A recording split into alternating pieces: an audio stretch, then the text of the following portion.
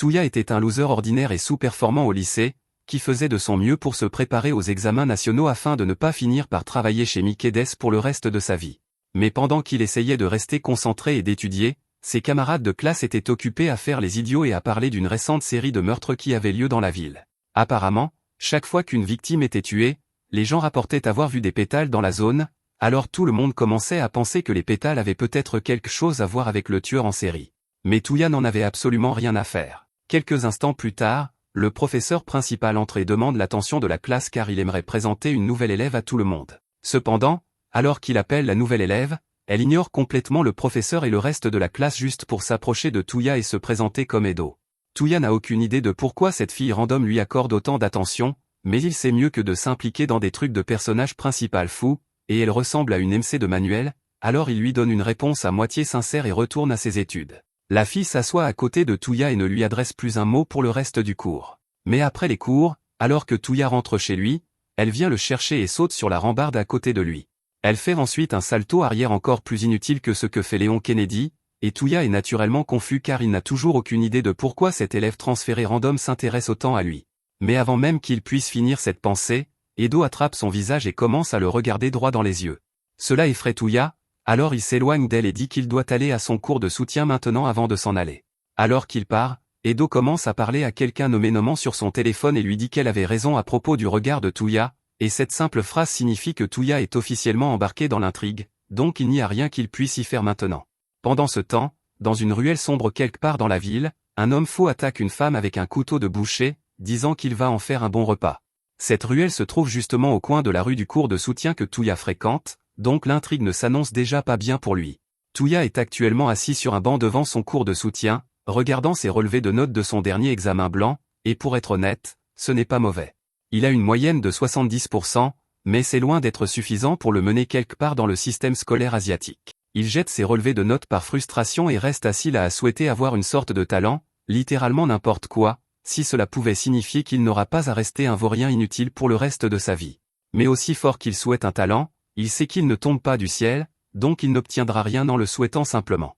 Au même moment, près de cette ruelle, 2 officiers de police ont été appelés pour enquêter car quelques personnes ont signalé avoir entendu les cris d'une femme provenant de cette zone, mais jusqu'à présent, ils n'ont rien trouvé. Juste à ce moment-là, ils remarquent un homme accroupi dans le coin, et ils supposent qu'il doit être vraiment ivre, alors l'un des officiers s'approche de lui pour vérifier s'il va bien. Mais horreur pour l'officier, il réalise bientôt que ce type est en train de manger les restes humains de la femme de tout à l'heure, et il a l'air très fier de lui. L'officier peut immédiatement dire que ce mec n'a pas toute sa tête, alors il sort son arme, pleinement préparé à le cribler de balles s'il fait un mouvement brusque. Quelques instants plus tard, Touya rentre chez lui quand il passe devant cette même ruelle, et la première chose qu'il voit sont les corps maintenant décapités de ces 2 officiers, tandis que le fou est là debout à rire comme un boss. Effectivement, Touya a officiellement été entraîné dans l'intrigue. Juste à ce moment-là, Edo apparaît de nulle part, et voyant l'expression sur le visage de Touya, elle lui demande s'il se sent jaloux en ce moment. Elle dit que lorsque la plupart des gens sont témoins du talent de quelqu'un d'autre, ils ressentent l'une de 3 émotions, la crainte, la peur ou l'envie, et elle suppose que quelqu'un comme Touya, qui a été si désespéré d'acquérir un talent, doit se sentir assez jaloux en ce moment. Touya a encore du mal à comprendre toute la situation et le fait que Edo savait d'une manière ou d'une autre qu'il allait être ici. Mais juste à ce moment-là, l'homme remarque Touya et Edo semble avoir un peu d'histoire avec lui. Il dit que c'est grâce à Edo s'il a pu éveiller son talent et qu'il lui en est vraiment reconnaissant, mais c'est la preuve de son sens tordu de la gratitude. Il dit qu'il va lui faire l'honneur d'en faire son prochain repas. Il se jette alors sur Edo et Touya, mais même s'il les regardait droit, Edo parvient quand même à attraper Touya et à se cacher derrière un pilier, tout cela avant même que le couteau de l'homme ne touche le sol.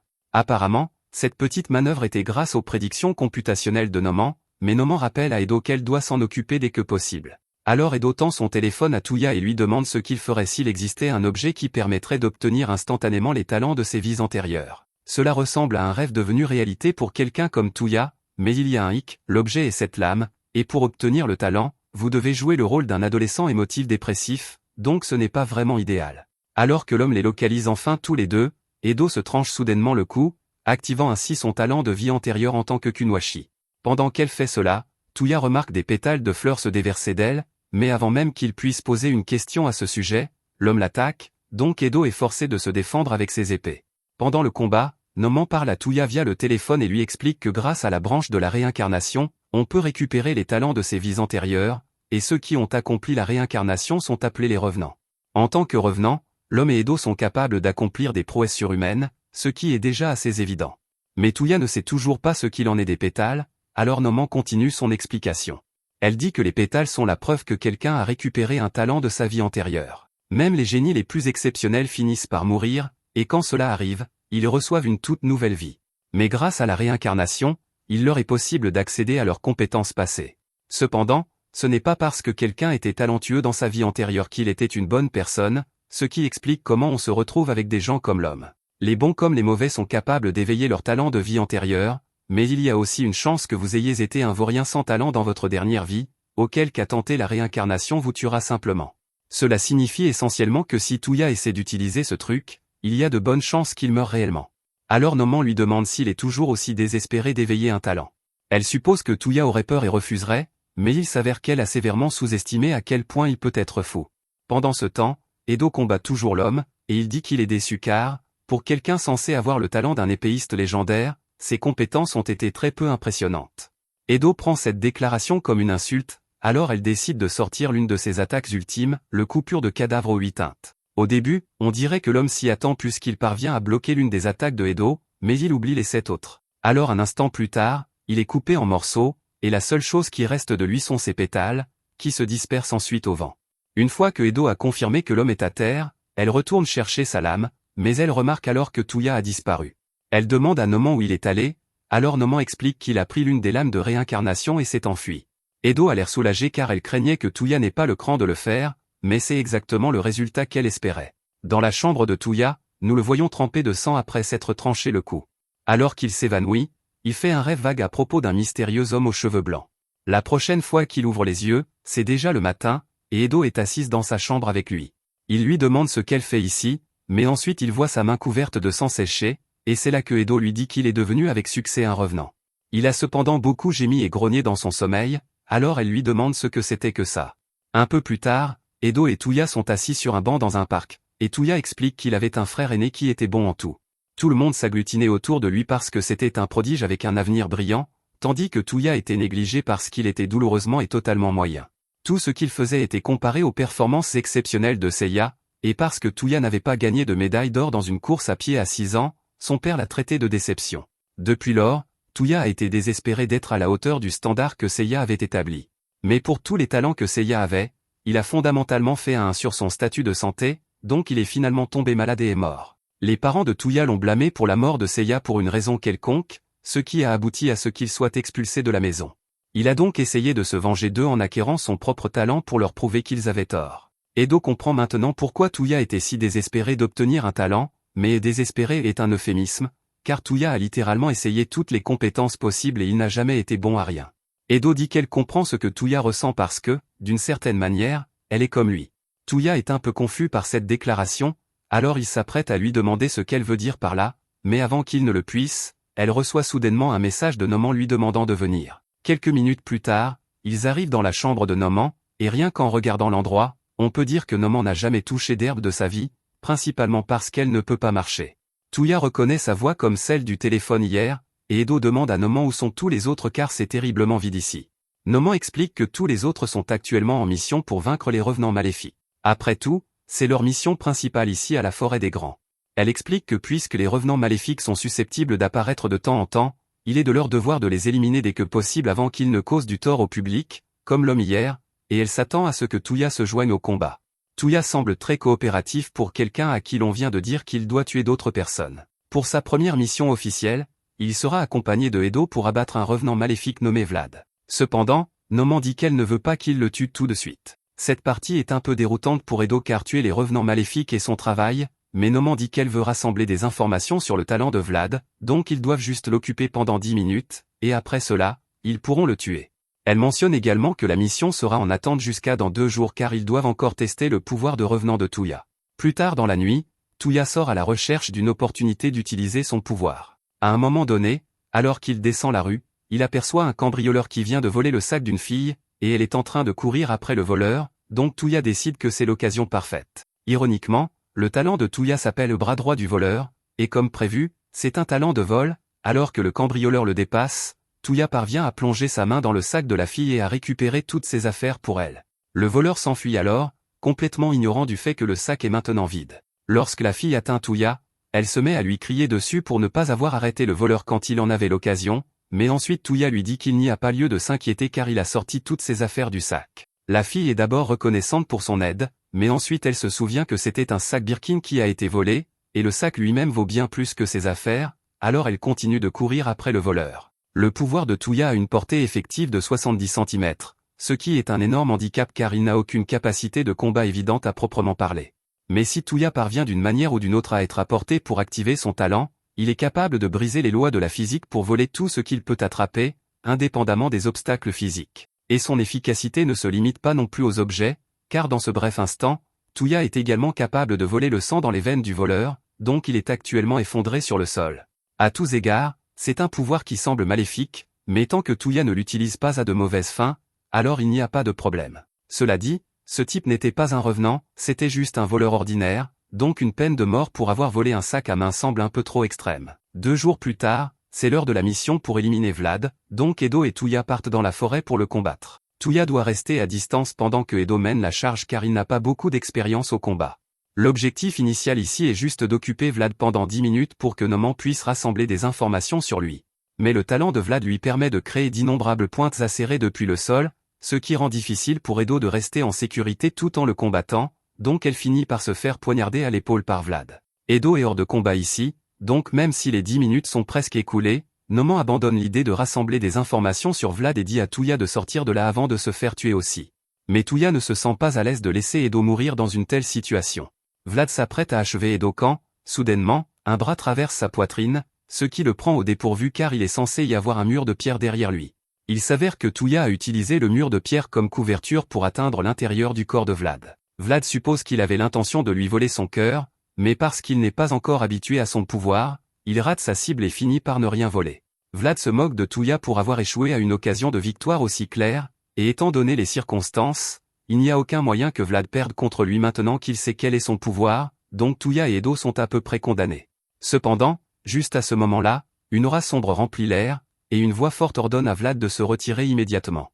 Vlad essaie de dire à son patron qu'il était sur le point d'achever ses gamins, mais son patron se fait très clair, Vlad doit se retirer immédiatement, alors il s'enfuit à contre-cœur, laissant Edo et Tuya en vie. Plus tard, Tuya se tient seul près d'un pont quand soudainement il est acculé par Vlad. Vlad exige qu'il rende ce qu'il lui a volé ce jour-là. Au début, Tuya essaie de faire l'idiot et de faire comme s'il ne savait pas de quoi Vlad parlait, mais Vlad dit qu'il sait que Tuya a dû voler son talent. Quand Tuya a attaqué Vlad, sa cible était le talent de Vlad depuis le début. Et le fait que Vlad soit venu ici seul pour essayer de le récupérer signifie qu'il n'a dû en parler à personne, ce qui est parfait pour Tuya car il veut garder secret son pouvoir de voler les talents. Pour s'assurer que cela reste secret, il active son pouvoir volé et empale Vlad avec ses propres pointes. Tuya n'est pas un héros, et il n'a aucun intérêt à protéger l'humanité. Tout ce qui l'intéresse, c'est d'acquérir autant de talents que possible, bon ou mauvais, afin de devenir la personne la plus talentueuse de la planète, et il ne laissera personne se mettre en travers de son chemin. Le lendemain matin, Noman appelle pour réveiller Eto, et elle est un peu confuse parce que, d'après ce qu'elle peut voir, on dirait que Tuya a passé toute la nuit à étudier, et elle ne pensait pas qu'il était le genre de personne à continuer à fournir des efforts inutiles alors qu'il a déjà éveillé un talent. Tuya ignore la déclaration de Noman et lui demande quel est le programme pour aujourd'hui, alors Noman l'informe qu'il va traquer un réincarnateur maléfique, mais avant cela, il y a une étape qu'elle aimerait qu'il fasse d'abord. Noman donne à Tuya les indications pour se rendre chez Eto car elle ne répond pas à son téléphone, et après être entrée, Tuya la trouve à moitié endormie et à moitié habillée au milieu de son dojo. Noman se met à crier après Eto pour sa paresse, mais Eto dit qu'elle a seulement fait la grasse matinée parce qu'elle a passé toute la nuit à entraîner ses compétences à l'épée. Une fois de plus, Noman ne comprend pas pourquoi quelqu'un s'embêterait à s'entraîner alors que les compétences qu'il possède déjà dépassent de loin tout ce qu'ils pourraient accomplir par leurs propres efforts, mais quoi qu'il en soit, Eto aime toujours s'entraîner quand elle le peut. Quoi qu'il en soit, la cible d'aujourd'hui est un clown voyou nommé Hisoka, qui cible les jeunes enfants et les attire dans la forêt pour en faire ses victimes. Peu de temps après, ils entrent sur le territoire du clown tueur, et il les attaque à vue parce qu'il s'attendait à ce qu'il se présente. Eto active immédiatement ses pouvoirs, et Hisoka suppose que ce sera facile puisqu'il n'a qu'à garder ses distances et utiliser son haine, mais avant qu'il ne puisse faire quoi que ce soit, Eto a déjà tranché son corps en deux, donc la mission est déjà terminée. C'est techniquement un succès, mais Noman est furieuse que Eto ait éliminé le clown si facilement alors que cela devait être une occasion de laisser Touya acquérir une vraie expérience de combat. Elle s'excuse d'avoir agi si vite, mais elle pensait simplement que le clown avait l'air d'une cible facile, donc elle n'a pas pu s'en empêcher. Cependant, il semble que Eto et Touya n'étaient pas les seuls à rechercher le clown, car il y avait toute une équipe d'intervention qui le suivait, et maintenant qu'ils ont vu Eto abattre le clown si facilement, ils décident de la suivre également pour découvrir le secret de ses répandeurs de pédales. Plus tard dans la nuit, Eto traque un autre réincarnateur maléfique, mais soudain, un tas de pommes tombe devant Gen, et une seconde plus tard, il est plaqué au sol par une force énorme. Gen lutte beaucoup, mais il finit par parvenir à se glisser hors du champ de gravité pour continuer à s'enfuir, et le réincarnateur Newton est très impressionné qu'il ait réussi à surmonter autant de gravité par lui-même. Comme le gars est de nouveau en fuite, c'est au réincarnateur Einstein de l'arrêter, alors elle utilise la théorie de la mécanique quantique pour se téléporter juste à côté de Gen, puis téléporter son bras hors de son corps. Une fois Einstein de retour, Newton la félicite pour son bon travail mais lui demande pourquoi elle n'a pas simplement téléporté la tête du gars pour finir rapidement. Cependant, elle dit que tuer les cibles est le travail du soldat, donc elle ne voulait pas lui voler la vedette. Juste à ce moment-là, un pistolet est pressé contre l'arrière de la tête de Gen et on lui ordonne de se rendre, mais à cet instant, il utilise son autre main pour saisir une paire de ciseaux et lacère les deux yeux et le cou du soldat. Gen est sûr que cela aurait dû suffire à tuer le soldat, mais un instant plus tard, il reçoit une balle dans la poitrine car le soldat n'est pas un homme ordinaire. C'est le soldat mort-vivant réincarnateur, donc il ne peut littéralement pas mourir, et ce n'est pas tout.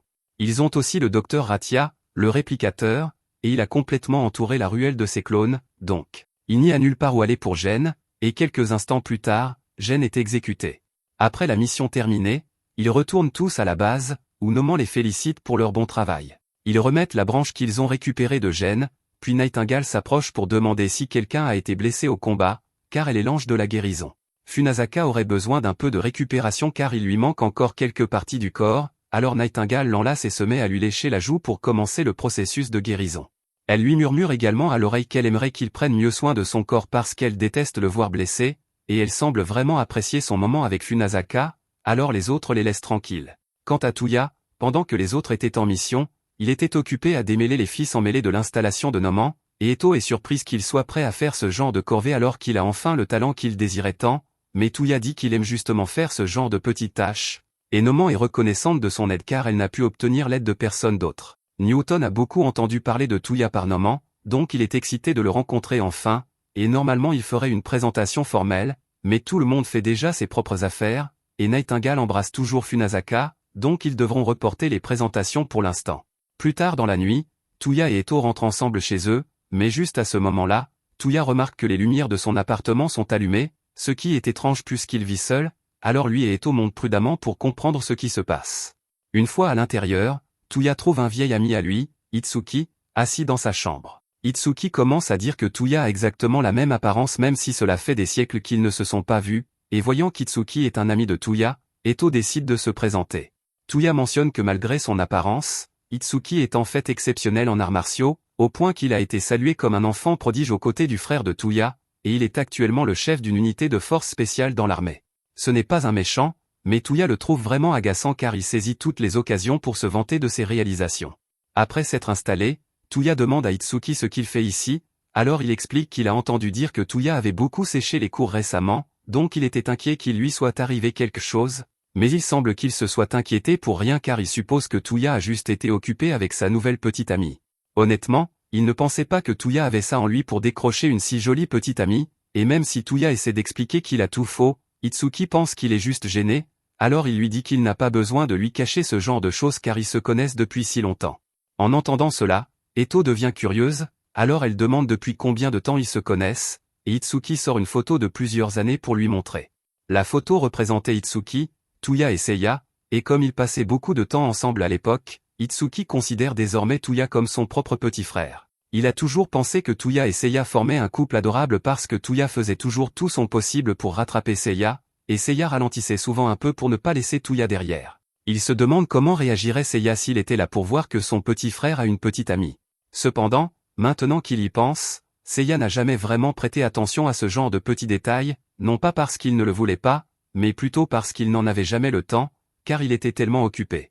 C'est ce qu'on appelle la malédiction des talents, mais Touya ne comprendrait probablement pas de quoi il parle. Quoi qu'il en soit, il ne veut pas prendre plus de temps de qualité de Touya avec sa petite amie, alors il dit qu'il part maintenant, mais Touya ne supporte pas qu'Itsuki pense toujours qu'il n'a pas de talent, alors il l'arrête et annonce qu'il a enfin un talent à lui.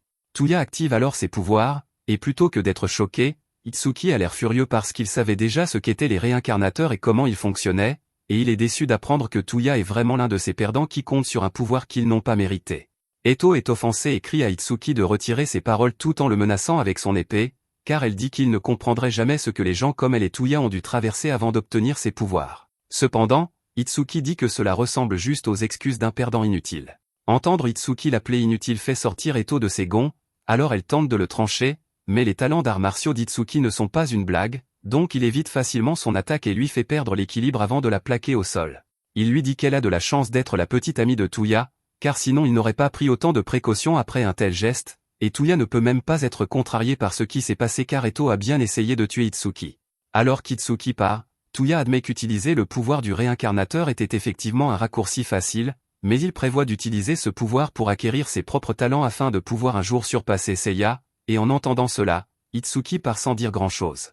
Dehors, au coin de la rue, un groupe d'unités de force spéciale était en embuscade car la véritable raison de la visite d'Itsuki aujourd'hui était de confirmer si Touya était vraiment l'un des réincarnateurs, mais même si Touya l'avait confirmé, il dit toujours à l'unité de battre en retraite car il ne veut pas faire de mal à son ami. Le docteur Yoshiki est déçu d'apprendre qu'Itsuki n'a pas l'intention de capturer ces deux-là car il espérait vraiment obtenir de nouveaux échantillons des pédales de réincarnateur, mais Itsuki dit à Yoshiki qu'il a déjà plus qu'assez d'échantillons, donc personne n'est autorisé à intervenir ici. Pendant ce temps, de retour dans la chambre de Touya, Eto boude dans le coin car non seulement elle a perdu son calme, mais elle s'est aussi fait complètement maltraiter même avec son talent activé. Voyant Eto si déprimée, Touya comprend enfin ce qu'elle voulait dire quand elle disait qu'elle lui ressemblait vraiment. Elle explique qu'avant d'obtenir son talent, elle était une fille ordinaire et inutile, tellement inutile, en fait, qu'elle a été abandonnée à la naissance. Elle a grandi dans un orphelinat, et les enfants qui vivent dans les orphelinats sont assez méchants, donc elle était constamment victime d'intimidation, surtout parce que ses cheveux étaient d'une couleur différente. Elle pleurait jusqu'à s'endormir chaque nuit, et le personnel s'en fichait assez pour ne rien faire, alors ils faisaient tous semblant de ne rien remarquer. Cependant, un jour, elle a été recueillie par un homme gentil qui l'a emmenée dans son dojo et a promis de l'entraîner. Eto était heureuse d'avoir enfin une place à elle, mais comme la famille était fondée sur des règles et traditions anciennes, beaucoup étaient contre le fait que le maître la prenne chez lui, mais il n'a pas tenu compte de leurs objections et a accueilli Eto quand même. Il lui a donné tout l'amour et l'attention qu'elle pouvait demander, et Eto voulait lui rendre l'appareil en travaillant dur pour maîtriser l'épée, mais peu importe combien elle s'entraînait, elle ne pouvait jamais progresser car elle n'avait aucun talent pour l'épée. Elle voulait désespérément acquérir du talent pour rendre son père fier, alors qu'elle a entendu une rumeur selon laquelle une branche de réincarnation pouvait lui permettre d'éveiller un talent. Elle a cherché partout jusqu'à en trouver une et éveiller les compétences à l'épée de Musashi, mais dans son excitation de montrer son talent à son père, elle est allée trop loin et a failli le tuer. Il a survécu, mais il est resté paralysé et incapable de tenir une épée à nouveau, donc le dojo a été fermé et la famille l'a chassé pour ce qu'elle avait fait. Elle ne veut pas que les choses se terminent ainsi, alors elle prévoit de réparer les choses en devenant une réincarnatrice complète et en rouvrant le dojo pour son père, mais c'est la première fois que Touya entend parler d'un réincarnateur complet, donc il ne sait pas de quoi elle parle. Pendant ce temps, Itsuki et Yoshiki retournent à la base en voiture, et Itsuki aimerait vraiment avoir pu éviter ces retrouvailles car il ne voulait pas dire tous à là-bas, mais il est vraiment déçu que Touya ait fini ainsi, et ce qui rend les choses pires, c'est que tout cela est exactement ce dont parlait la prophétie qu'ils ont reçue, donc les choses ne feront qu'empirer à partir de maintenant. De retour chez Touya, il demande ce qu'est censé être un réincarnateur complet, et Noman intervient pour expliquer que tout le monde à l'Arbre des Grands est un réincarnateur complet sauf Touya et Eto. La principale différence est que tandis que Eto et Touya ont une limite de temps d'utilisation de leurs capacités, les autres réincarnateurs complets n'ont aucun temps de recharge et sont toujours sous leur forme talentueuse. Cet état peut être atteint en utilisant vos talents de plus en plus au combat jusqu'à ce que vous ne reveniez tout simplement pas à la normale, et bien que cela semble douteux, c'est exactement ce que Eto vise. Car la seule façon pour elle de pouvoir faire face à son père à nouveau serait de revenir en tant que Musashi Miyamoto. Plus tard dans la nuit, Touya appelle Eto dehors à l'école car il a quelque chose à lui montrer. D'abord, il lui fait éteindre son téléphone pour que Noman ne puisse pas écouter, et une fois qu'il est sûr que c'est sûr, il révèle que son talent lui permet de voler les talents des autres. Eto dit à Touya qu'elle est impressionnée car son talent est vraiment utile, mais Touya lui demande si elle est sûre de vouloir célébrer cela, car dans sa quête de talent, il n'hésiterait sans doute pas à cibler ses amis si nécessaire. Cependant, quelque chose comme ça ne dérange pas Eto, car elle ferait exactement la même chose si elle était à la place de Touya. Elle encourage Touya à faire de son mieux, Mais elle est aussi un peu agacée, alors elle pousse Tuya contre le mur et lui demande pourquoi il n'a pas encore essayé de voler son talent. Elle sait que la relation ne l'empêcherait pas de le faire s'il le voulait, donc cela doit signifier qu'il pense que son talent ne vaut pas la peine d'être volé, et elle a tout à fait raison. Elle ne nie pas que son talent n'est pas génial pour l'instant, mais elle jure qu'elle va l'entraîner jusqu'à ce que Tuya soit obligé de reconnaître que c'est un grand talent et essaie de le lui voler. Tuya comprend ce qu'elle essaie de dire, alors il promet d'accumuler une collection de talents dignes de rivaliser avec le sien à l'avenir, alors que tous les deux ont désormais formé un lien en tant que rivaux. Une fois que Yoshiki et Itsuki seront de retour, ils confronteront immédiatement le voyant qu'ils ont capturé. Car même si Itsuki déteste l'admettre, tout ce que le voyant a prophétisé s'est réalisé. Jusqu'au moment où Tuya a révélé ses pouvoirs à Itsuki en utilisant l'une de ses lames. Yoshiki a tenté d'analyser la lame pour voir de quoi elle est faite, mais jusqu'à présent, ils n'ont réussi à rien trouver, c'est pourquoi ils prévoient d'obtenir les réponses qu'ils veulent du voyant d'une manière ou d'une autre. Le voyant trouve la menace de torture amusante. Bien qu'il soit une unité d'opération noire spécialisée, en particulier Itsuki qui possède un talent à la hauteur des grands de l'histoire, ils ne font toujours pas le poids face à ce qui va arriver. Après tout, ils ne sont que des humains liés par les lois de la physique, contrairement aux réincarnateurs. Il a choisi de se laisser capturer par eux en premier lieu, donc il ne pourrait pas le retenir contre sa volonté, même s'il le voulait, mais il accepte de leur donner quelques informations. Premièrement, il leur dit qu'il va se lever et sortir de cette pièce complètement indemne. Et deuxièmement, que son roi va ramener les fléaux d'antan. En disant cela, les chaînes liant ses mains se brisent et tous les soldats commencent immédiatement à tirer pour tenter de le maîtriser, mais après que la poussière soit retombée, il est toujours parfaitement indemne. Itsuki se jette alors en avant et tranche net le bras du voyant, se moquant de lui pour avoir prétendu qu'il pourrait sortir d'ici indemne, mais à sa grande surprise, le voyant a toujours son bras attaché à son corps comme si rien ne s'était passé, donc il était vraiment indemne. Le voyant s'éloigne alors tranquillement, mais cette fois, Itsuki dit à ses hommes de le laisser tranquille car il est clair qu'aucun d'eux ne pourra l'arrêter sans faire de victime. Le voyant dit que c'était un geste intelligent car il a à peu près sauvé la vie de ses hommes, mais avant qu'ils ne partent, Itsuki lui demande de répondre au moins à une question. Il veut savoir si, lorsque le voyant a mentionné un roi, il faisait référence au chef d'une sorte d'alliance de revenants. Cependant, le voyant lui dit que ce n'est rien de tel. Il y a certains revenants qui ont formé une sorte d'alliance comme le groupe de l'Arbre des Grands, mais dans son cas, il est simplement un humble serviteur du roi des revenants. Pendant ce temps, retour à l'Arbre des Grands, Newton raconte à tout le monde comment il a failli être attaqué par un second revenant alors qu'il effectuait une extermination. Noamant lui demande s'il peut lui donner des détails sur le pouvoir du revenant ou ce qu'il pouvait faire, mais Newton ne sait pas vraiment comment l'expliquer. La meilleure façon qu'il a de le décrire est que c'était comme une sorte de brouillard noir, et en entendant cela, Eto et Tuya réalisent que ça doit être le même gars qui est intervenu dans leur combat contre Vlad. Noamant et Einstein semblent particulièrement troublés quand elle réalise qui c'est, et quelques instants plus tard, alors que Newton s'apprête à demander ce qui ne va pas, l'homme lui-même apparaît sur tous les écrans de la base. Il salue joyeusement tout le monde présent et mentionne comme il est merveilleux qu'ils aient gagné de nouveaux amis, mais il va devoir détruire ce petit rassemblement. Leur devise est que ceux qui ont du talent sont obligés de l'utiliser pour le bien du monde et que ceux qui ne sont pas d'accord avec cette règle doivent être éliminés, mais le roi pense que c'est une règle idiote car le talent devrait être une chose de liberté que l'on peut utiliser comme on le souhaite. C'est pourquoi il va se débarrasser d'eux afin de pouvoir avancer avec son plan. Après cela, le roi disparaît et Newton est vraiment perplexe car il ne comprend pas ce qui vient de se passer. Il demande à Noamant qui était ce type, mais elle est trop préoccupée pour lui répondre. Car ce qui vient de se passer prouve que le roi est vraiment le cerveau derrière toute l'activité maléfique des revenants qui a eu lieu récemment. Einstein est particulièrement contrarié car elle n'arrive pas à croire que le roi ait survécu, mais il n'y a plus moyen de le nier maintenant. Noamant explique à tout le monde que le revenant qu'ils viennent de rencontrer était le roi tyran Xiangyu et qu'il possède le talent de combat le plus puissant qui soit. En plus de cela, il est aussi l'un des membres fondateurs de la Forêt des Grands. Les autres n'avaient jamais été informés de cela auparavant, mais la Forêt des Grands n'a pas toujours été aussi grande qu'elle l'est maintenant. Elle ne comptait autrefois que 5 membres, donc Xiangyu, et ils avaient un leader qui croyait que les talents devaient être utilisés pour l'amélioration du monde, c'est pourquoi la mission de la Forêt des Grands s'est centrée sur l'aide à l'humanité. Cependant, Xiangyu était un roi qui prospérait dans la tyrannie, et il ne supportait pas l'ennui d'aider les gens, alors il a trahi le groupe et tué leur leader. C'est cet acte de trahison qui a conduit Noamant à croire qu'il est impossible de coexister avec des revenants qui possèdent des talents maléfiques puisqu'ils aspirent intrinsèquement à la destruction. Par conséquent, ils doivent être détruits pour le bien de l'humanité. Einstein bouillonne de rage parce qu'elle pensait avoir tué Xiangyu la dernière fois, et elle jure qu'elle l'achèvera pour de bon la prochaine fois qu'elle le verra, mais Newton lui dit de se calmer car c'est une mauvaise idée. Cependant, Einstein n'est pas d'humeur à être calmé, alors elle lui donne un coup de poing au visage et lui dit de se taire car il ne pourrait jamais la comprendre. Newton déteste vraiment le fait qu'Einstein passe directement au coup de poing quand elle est en colère, mais il lui dit qu'il ne dit pas qu'elle devrait simplement laisser Xiangyu s'en aller. Il veut juste dire qu'elle ne devrait pas y aller seule parce qu'ils ont une équipe de revenants puissants qui sont tous prêts à l'aider. Noamant dit aussi qu'elle pense qu'ils peuvent gagner tant qu'ils travaillent tous ensemble, donc ils organiseront une bataille générale pour éliminer Xiangyu et, espérons-le, anéantir les revenants maléfiques une fois pour toutes. Ils sont sur le point de partir, mais avant qu'ils ne partent, Noamant appelle Phonosaka et lui donne un message secret. Une semaine plus tard, Noamant parvient à localiser la base de Xiangyu, et toute l'équipe est prête à lancer une attaque surprise. Juste à ce moment, le revenant Jules César court vers Eto, et il semble vraiment attaché à elle, mais Eto ne veut rien avoir à faire avec lui, alors elle continue d'esquiver ses avances.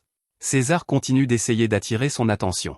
Cependant, alors qu'il est encore au milieu d'une phrase de drague, Eto est soudainement attaqué, alors elle dégaine ses épées et se retrouve dans une impasse avec l'épéiste, Jubei. Jubei et Eto sont en réalité très bonnes amies, donc ce petit duel est juste une façon de prendre des nouvelles et de tester leurs compétences l'une contre l'autre pour s'assurer qu'elles n'ont pas perdu la main. Jubei va ensuite voir Touya pour se présenter à lui, et César fait de même, mais Touya ne s'intéresse pas du tout à lui, alors il se détourne pour parler à Noamant et Newton. Il leur demande pourquoi il y a autant de visages inconnus ici, alors Newton explique que la forêt des grands a de nombreux membres dans le monde entier, mais comme c'est une si grande bataille, Noamant les a tous rappelés pour y participer. Touya est stupéfait car il n'aurait jamais imaginé voir autant de talents historiques au même endroit, mais il semble que les membres qui ont été rappelés ne veuillent pas vraiment être ici. Des gens comme Charles Darwin pensent que les revenants maléfiques sont voués à la destruction par leur nature, donc il aurait été préférable de les éliminer individuellement plutôt que d'avoir une bataille générale, et Bobby Fischer est d'accord avec Schrödinger. Touya ne sait pas grand-chose sur ces personnes, mais il peut voir qu'elles ne semblent pas être le genre de personnes qui travaillent bien en équipe. Cependant, cela lui convient parfaitement car il se moque de gagner ou de perdre, tout ce qu'il veut, c'est voler autant de talents que possible dans le chaos. Une fois que tout le monde s'est calmé, Noamant les informe tous du plan, et en gros, ils doivent tous attaquer selon 3 chemins prédéterminés, donc Touya essaie de décider quelle route il devrait choisir pour maximiser sa chasse au talent. Mais juste à ce moment-là, Phonosaka annonce qu'il aimerait faire équipe avec Touya et Fabre pour emprunter le chemin de la Terre, et cela compromet sérieusement le plan de Touya car il ne peut voler aucune compétence sans se faire prendre s'il a des coéquipiers à proximité. Il demande à Phonosaka pourquoi il veut faire équipe avec quelqu'un comme lui, et Phonosaka dit simplement qu'il s'est récemment intéressé à Touya. Touya ne trouve rien à dire pour se sortir de cette situation sans paraître suspect. Alors que la mission s'apprête à commencer, ils se rassemblent devant la porte principale et Noamant avertit tout le monde de faire attention car ils vont faire face à certains des pires méchants de toute l'histoire. Eto et Jubei sont choisis pour mener la charge, et alors qu'Eto passe devant Touya, qui panique toujours à l'idée d'être jumelée, elle lui dit qu'elle sera beaucoup plus forte au moment où il atteindra les portes du château, qu'il n'aura d'autre choix que d'essayer de lui voler quelque chose. Après cela, Jubei et Eto défoncent la porte principale et se précipitent à l'intérieur, il est donc temps pour le reste de l'équipe de rejoindre l'action également. Les sœurs Wright volent toutes deux dans les airs et portent l'un des satellites de Noamant afin qu'elle puisse commencer ses calculs, et pendant qu'elle fait cela, les équipes pénètrent dans l'enceinte. Alors que Touya court avec Phonosaka, Phonosaka peut voir qu'il semble contrarié par quelque chose, alors il suppose que Touya doit s'inquiéter pour Eto. Après tout, ces deux-là semblent assez proches, il est donc naturel de supposer qu'ils forment un couple. Touya est un peu pris au dépourvu par ce que Phonosaka vient de dire, mais il précise qu'il n'y a rien de spécial entre lui et Eto. Cependant, à ce propos, il s'est demandé s'il se passait quelque chose entre Phonosaka et Nightingale car les choses deviennent vraiment inconvenantes quand ils sont ensemble. Mais avant que Phonosaka ne puisse même répondre, Touya réalise qu'il a fait une erreur fatale, alors il retire rapidement sa question. Jusqu'à présent, il a pris un soin particulier à ne pas s'impliquer dans la vie personnelle des membres de la forêt des grands car il ne voudrait pas s'attacher à eux et hésiter au moment de voler leur talent, mais il a failli glisser. Un instant plus tard, une main géante sort de la forêt et tente d'attraper Touya, mais Phonosaka le tire hors de danger à temps. Cependant, bien qu'ils soient en sécurité pour l'instant, ils vont quand même devoir combattre ce groupe, et l'étrangleur semble être problématique à gérer. Les autres revenants semblent également faire face à des défis similaires, mais Noamant n'est pas vraiment inquiète car elle est sûre qu'ils peuvent tous les gérer. Schrödinger est opposé au revenant Bill le tueur, un tireur d'élite du Far West, et il parvient facilement à tirer dans la tête de Schrödinger pour l'achever. Cependant, un instant plus tard, Schrödinger apparaît juste derrière lui, et Bill ne comprend pas ce qui se passe car il est sûr d'avoir tiré sur Schrödinger il y a un instant. Schrödinger le confirme également, mais par la nature de sa capacité, même s'il a reçu une balle dans la tête, il existait un univers alternatif où ce n'était pas le cas, donc il est simplement passé dans celui-ci, à la place. Son pouvoir lui permet de manipuler la probabilité de tout résultat. Par exemple, même s'il n'est pas particulièrement bon pour viser avec un pistolet, Il peut choisir une réalité où il parvient à faire un parfait tir dans la tête par pure chance, et quand il fait cela, il ne peut essentiellement jamais manquer. Quant à Darwin, il est opposé au rouge éventreur, un revenant dont les griffes peuvent trancher n'importe quoi, mais l'éventreur n'est pas le seul à posséder des griffes car la capacité de Darwin lui permet de faire évoluer tous les traits ou caractéristiques nécessaires pour gagner un combat, donc battre l'éventreur ne sera pas un défi pour lui. Et de même, Bobby Fischer et les autres ne luttent pas non plus, mais Eto commence à être agacé car Jubei ne cesse de lui voler tous les adversaires puissants avant qu'elle n'ait la chance de se battre. Cependant, Touya et Phonosaka n'ont pas la tâche aussi facile que les autres car l'étrangleur est trop coriace pour qu'ils puissent le battre seul. Juste alors, Phonosaka dit à Touya de continuer à avancer et de le laisser derrière, ce qui surprend assez Touya, mais Phonosaka dit que tout ce qui compte, c'est qu'il gagne la bataille dans l'ensemble. Il sort alors son pistolet et commence à tirer sur les spires avant de lancer une grenade sur l'étrangleur, mais la grenade ne fait pas grand-chose car l'étrangleur encaisse l'explosion et se dirige droit vers Phonosaka. Cependant, à la dernière seconde, Touya intervient pour le sauver et il s'apprête à activer son pouvoir, mais juste à ce moment-là, l'étrangleur tombe raide mort sur place. Touya ne comprend pas ce qui vient de se passer, alors Phonosaka explique que c'est l'œuvre de Fabre, le revenant au talent de furtivité, et comme il est capable de bloquer toute perception de ses mouvements, il a pu injecter à l'étrangleur une dose mortelle de poison pour le tuer. Dès que Touya entend cela, il se dit à quel point ce serait génial s'il pouvait voler ce talent pour lui-même, mais il devrait trouver un moyen de surprendre un détenteur de talent invisible. En même temps, Phonosaka appelle Nohaman et lui demande si elle est sûre de vouloir qu'il surveille Touya car Touya lui semble plutôt digne de confiance jusqu'à présent, mais elle se méfie de lui depuis un moment car il semble trop intéressé par les talents des autres et il éteint souvent son téléphone pour échapper à sa surveillance, donc elle pense qu'il pourrait travailler pour Xiang Yu. Pendant ce temps, dans la tour de l'horloge, l'un des subordonnés de Xiang Yu, un tireur d'élite, est posté et se prépare à éliminer les frères Wright pour faire tomber le satellite de Nohaman, mais Nohaman avait déjà anticipé et posté un tireur d'élite à elle à un endroit différent pour éliminer le tireur d'élite de Xiang Yu. Cependant, elle n'avait pas prévu que Xiang Yu avait déjà préparé un second tireur d'élite à un endroit différent, donc les jumeaux reçoivent une balle dans la tête et Nohaman regarde avec horreur deux de ses compagnons connaître une fin atroce. Et la situation ne fait que commencer car Xiang Yu a toujours ses 5 généraux en embuscade pour anéantir la forêt des grands. Pendant ce temps, du côté de Touya, Phonosaka réalise qu'il vient de perdre le contact avec Nohaman, et pendant qu'il est distrait, 2 attaquants tentent de le mettre hors d'état de nuire. Cependant, Touya intervient et utilise le pouvoir de Vlad pour les arrêter, mais Phonosaka reconnaît le pouvoir comme étant l'une des capacités des revenants maléfiques, ce qui le pousse à soupçonner que Touya est vraiment un espion.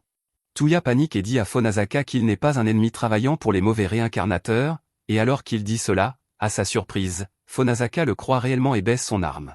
Touya est soulagé, mais il ne comprend pas pourquoi Phonosaka le croirait sur parole. Mais Phonosaka dit simplement qu'il n'est pas aussi analytique que Nohaman.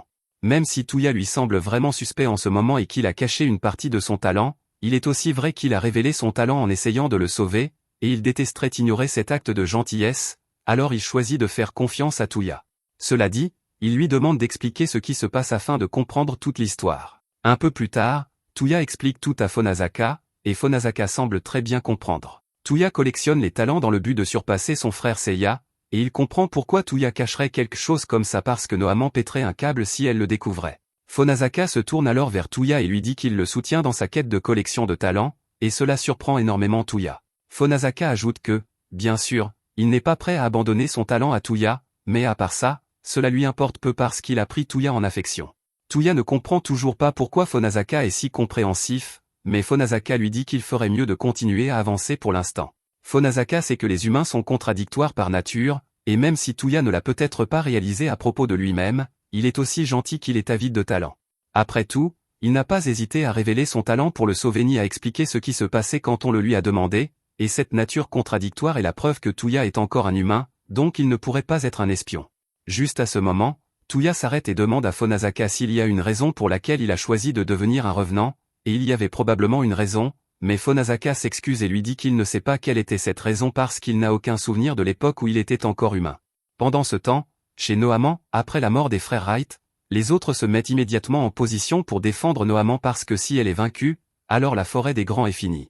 L'un crée plusieurs clones et se place devant Nohaman pour former un bouclier humain, mais il est immédiatement fauché par des tirs nourris, et Eya réalise qu'il doit y avoir un autre tireur d'élite à l'œuvre, donc elle doit les éliminer avant qu'ils n'atteignent Nohaman. Au même moment, Touya et Phonosaka atteignent enfin l'une des portes du château, mais alors qu'ils s'apprêtent à passer, la porte est soudainement explosée par l'un des mauvais réincarnateurs. Touya parvient à s'en sortir indemne car il s'est caché derrière un débris, mais Fonazaka a été blessé. Cependant, cela n'a pas d'importance puisqu'il est immortel. L'ennemi se plaint alors que Fonazaka a mis si longtemps à arriver, et Fonazaka dit à Tuya qu'il peut rester en retrait parce qu'il sait que ce type ne veut que se battre contre lui. Après tout, il n'est autre que Rude le Phénix. Pendant ce temps, Eya a finalement localisé le tireur d'élite ennemi, alors elle active son pouvoir et l'attire dans son double terrain blanc maîtrisé. Elle est sûre que ce ne sera pas un problème d'éliminer ce type. Cependant, lorsqu'elle essaie de le viser, elle réalise qu'elle ne le voit plus, et un instant plus tard, l'homme attrape le canon de son fusil de sniper. Il lui donne alors quelques conseils avec désinvolture, expliquant que son canon est beaucoup trop long car cela la rend sans défense dans les combats rapprochés, mais Eya ne s'était jamais inquiété de cela car aucun tireur d'élite ne s'engagerait intentionnellement dans un combat rapproché. Juste à ce moment, elle réalise que cet homme doit être le légendaire tireur d'élite Adcock, et même si Adcock pourrait finir le combat ici même, il propose de donner une autre chance à Eya. Il dit donc qu'il va se déplacer de 600 mètres supplémentaires pour qu'il puisse avoir un vrai duel de sniper. Mais avant qu'il ne parte, Eya l'interpelle et lui demande pourquoi il travaille avec les mauvais réincarnateurs alors qu'il est un héros légendaire, et Adcock dit qu'elle comprendra après la fin de leur duel. Du côté de Tuya et Fonazaka, Tuya demande pourquoi Rude travaillerait avec les mauvais réincarnateurs puisqu'il est censé être le célèbre pilote du Luafa, et selon l'histoire, Rude n'était certainement pas mauvais. Juste à ce moment, Rude tire sur Fonazaka, lui arrachant une partie du visage, mais Fonazaka riposte et touche Rude au visage. Cependant, tout comme Fonazaka, le pouvoir de Rude lui confère l'immortalité, et ce n'est pas tout ce qu'il peut faire. Rude largue alors une tonne de bombes directement sur Fonazaka, et le corps de Fonazaka est réduit en miettes, mais il se régénère un instant plus tard pour continuer le combat. Rude est intrigué que la version de l'immortalité de Fonazaka fonctionne par auto-régénération, mais Fonazaka sort au contraire toutes les armes qu'il a dans son arsenal, et Rude fait de même. Tuya reste caché pour ne pas être pris dans les tirs croisés, et en théorie, puisque tous deux sont immortels, ils devraient être à égalité. Mais le principal problème ici est la différence de puissance de feu. Fonazaka n'a que des armes à feu et des grenades à sa disposition, mais Rude a une mitrailleuse beaucoup plus puissante ainsi que sa pluie de bombes, et cela empêche Fonazaka de faire des progrès. La seule personne qui pourrait potentiellement renverser la situation dans un cas comme celui-ci est Fabre, mais Fabre est actuellement perdu dans la forêt car les navigateurs ne fonctionnent plus. Juste à ce moment, il tombe par hasard sur deux mauvais revenants assis au milieu de la forêt, et il se dit qu'il pourrait aussi bien les éliminer puisqu'ils ne peuvent pas se défendre contre quelqu'un qu'il ne voit pas. Cependant, à sa grande surprise, le gros homme se précipite vers lui, et il ne comprend pas comment c'est possible puisqu'il devrait être complètement invisible à la détection. La personne sur la chaise est Hitler, et il possède le pouvoir de stratège, c'est pourquoi il a déjà déduit les capacités de tous les membres de la forêt des grands. Quant à savoir comment il sait où se trouve Fabre, son pouvoir cache tous les sons et les odeurs émanant du corps de Fabre, mais comme cette forêt est pleine de pourriture due au pouvoir de Paul, l'absence d'odeur à l'emplacement de Fabre le trahit. L'avantage principal de Fabre étant rendu quasiment inutile, Paul l'écrase contre le sol. Pendant ce temps, Fonazaka et Rude combattent toujours, et aucun des deux n'a fait beaucoup de progrès en raison de leurs immortalités respectives, alors Fonazaka bat en retraite et rejoint Tuya. Il dit à Tuya qu'il ne peut rien faire ici car les capacités offensives de Rude sont supérieures aux siennes, mais Tuya peut voir que Fonazaka semble s'amuser. Fonazaka ne le nie pas, puisque ce combat est plutôt amusant, mais à son avis, ils ne peuvent pas gagner dans l'état actuel des choses. Tuya demande alors si cela va être une impasse, mais Fonazaka dit à Tuya qu'il y a une limite à l'utilisation que peut faire un revenant de ses pouvoirs, même avec quelque chose comme l'immortalité. Donc avec Fonazaka qui subit la plupart des dégâts dans ce combat, ce n'est qu'une question de temps avant qu'il n'atteigne sa limite. Pendant ce temps, Eya affronte toujours Adcock dans son domaine, et elle est excitée d'avoir enfin un défi à sa hauteur. Mais ensuite elle voit Adcock sortir de sa couverture les deux bras levés. Elle n'en croit pas ses yeux car elle n'aurait jamais imaginé que quelqu'un d'aussi compétent que Adcock se rende si soudainement. Mais Adcock n'a jamais eu l'intention de se rendre en premier lieu, il avançait simplement pour pouvoir amener Eya à portée de son propre domaine. Une fois qu'il est assez proche, celui-ci passe d'une simple toundra enneigée à sa jungle enneigée, et c'est là que le véritable combat amusant commence pour eux deux. Pendant ce temps, retour dans la forêt, Newton et Einstein marchent ensemble, mais Einstein est absolument terrifiée car elle ne peut pas du tout utiliser son pouvoir de téléportation dans cet endroit. Juste à ce moment, elle entend un bruit venant des buissons à proximité, alors elle s'accroche à Newton comme si sa vie en dépendait. Mais en y regardant de plus près, elle réalise que c'est juste Darwin. Cependant, alors qu'elle s'apprête à lui crier dessus pour lui avoir fait une peur bleue, Darwin s'effondre en une flaque de gloop juste devant ses yeux. Einstein est sur le point de crier de terreur, mais Newton lui couvre la bouche car s'il y a quelqu'un dans la forêt assez fort pour éliminer Darwin, alors ils sont probablement encore à proximité. Et Newton avait raison car Hitler et Paul sont juste au coin. Hitler pense que c'était un peu prétentieux de la part de Darwin d'appeler son pouvoir l'évolution alors que tout ce qu'il faisait était de lui donner les caractéristiques d'animaux existants, donc il n'a pas été très difficile à battre. Mais cela mis à part, Hitler demande à Schrödinger combien de temps il compte encore rester caché derrière cet arbre. Schrödinger est là depuis un moment déjà, mais il n'a pas encore bougé car chaque option à laquelle il pense a 0% de chance de succès, donc il n'y a littéralement rien qu'il puisse faire. Il finit par renoncer à utiliser son pouvoir et improvise, pointant son arme sur Hitler, mais cela ne fonctionne pas car Paul l'écrase et le pourrit instantanément en gloupe. Immédiatement après, une épée est lancée sur Paul, mais il parvient à l'attraper et à la pourrir également. L'épée venait de Bobby Fischer, et il est un peu déçu que son attaque surprise n'ait pas fonctionné sur Paul car il espérait l'achever le plus rapidement possible. Hitler sait tout de Fischer et de son pouvoir d'invoquer des guerriers en forme de pièces d'échecs, mais entendre cela prend Fischer au dépourvu car il ne comprend pas comment Hitler pourrait connaître son talent. Et pire encore, Hitler a un contre parfait pour chaque mouvement de Fischer car il sait ce que chaque pièce fait, donc Paul peut les détruire facilement. Si c'était une véritable partie d'échecs, Hitler admet que Fischer aurait gagné, mais dans le monde réel, la force de votre pièce compte tout autant que votre stratégie, et Paul ici est bien plus fort que tout ce que Fischer peut créer. Maintenant que Paul a tué Fischer, Einstein commence vraiment à paniquer car elle ne voit aucun moyen de battre Hitler, surtout qu'il vient d'éliminer 3 puissants revenants et semble tous avoir 2. Newton voit qu'Einstein n'est pas dans le meilleur état d'esprit en ce moment, et à en juger par ce qu'ils ont vu Hitler faire jusqu'à présent, Newton est sûr qu'il doit déjà savoir qu'ils sont là. Alors il sort et dit à Einstein qu'il va se charger de tout le combat pour elle. Dès que Paul a Newton dans son viseur, il enfonce son poing dans le sol, envoyant une vague de pourriture vers Newton. Newton parvient à sauter dans un arbre pour ne pas être dissous, et il sait qu'il a dit qu'il allait se charger du combat, mais honnêtement, il ne voit aucun moyen de battre ce type pour l'instant. Juste à ce moment, Paul trouve d'une manière ou d'une autre où Newton se cache, alors il détruit l'arbre, et Newton est forcé de s'enfuir. Il ne comprend pas comment Paul a pu le trouver si rapidement alors que c'était une excellente cachette, mais Hitler lui dit qu'il est inutile de se cacher car son pouvoir de stratège est un talent omniscient. C'est exactement pourquoi il sait qu'Einstein se cache derrière cet arbre là-bas et que son pouvoir est la translocation, qui lui permet de déplacer des régions de l'espace avec elle à l'intérieur pour se téléporter. Cependant, le fait qu'elle ne se soit pas encore téléportée signifie qu'elle ne peut pas utiliser son pouvoir pour l'instant, et la raison en est qu'elle ne peut se téléporter qu'entre des endroits qu'elle a physiquement enregistrés en y marchant sur ses propres pieds. Entendre Hitler décrire son talent avec autant de précision envoie des frissons dans le dos d'Einstein, et Newton voit qu'elle est terrifiée. Mais juste à ce moment, il remarque une petite belette sur le sol, et quand il la ramasse, il aperçoit un symbole sur son ventre qui lui révèle la vérité sur le talent d'Hitler. Avec cette information, il parvient à prendre Paul par surprise au moment où il allait attraper Einstein, et cela attire l'attention d'Hitler car il est impossible que Newton ait attaqué depuis l'angle mort de Paul par hasard. Il a donc dû réaliser la vérité sur le fonctionnement de cette technique. En gros, Newton a compris que le symbole qu'il a vu sous la belette permettait à Hitler de partager ses sens avec elle, et qu'il a placé ces symboles dans toute la forêt. C'est ainsi qu'il a pu garder un œil sur tous les revenants qu'il a tués jusqu'à présent et découvrir quels étaient leurs pouvoirs. Et quant à savoir comment il connaissait le pouvoir d'Einstein, même si elle ne l'a jamais utilisé dans la forêt, Xianggu a probablement tout dit à Hitler puisqu'il connaissait Einstein à l'époque où il faisait partie de la forêt des grands. Hitler est impressionné que Newton ait réussi à comprendre la vérité sur ses pouvoirs si rapidement, et il complimente Newton sur son talent. Mais ce n'est pas parce qu'il a compris le truc que cela change leur situation. Après tout, ils ne peuvent pas se débarrasser de toutes les marques qu'Hitler a placées dans la forêt, donc leurs seules options sont soit de s'enfuir, soit de mourir au combat contre Paul.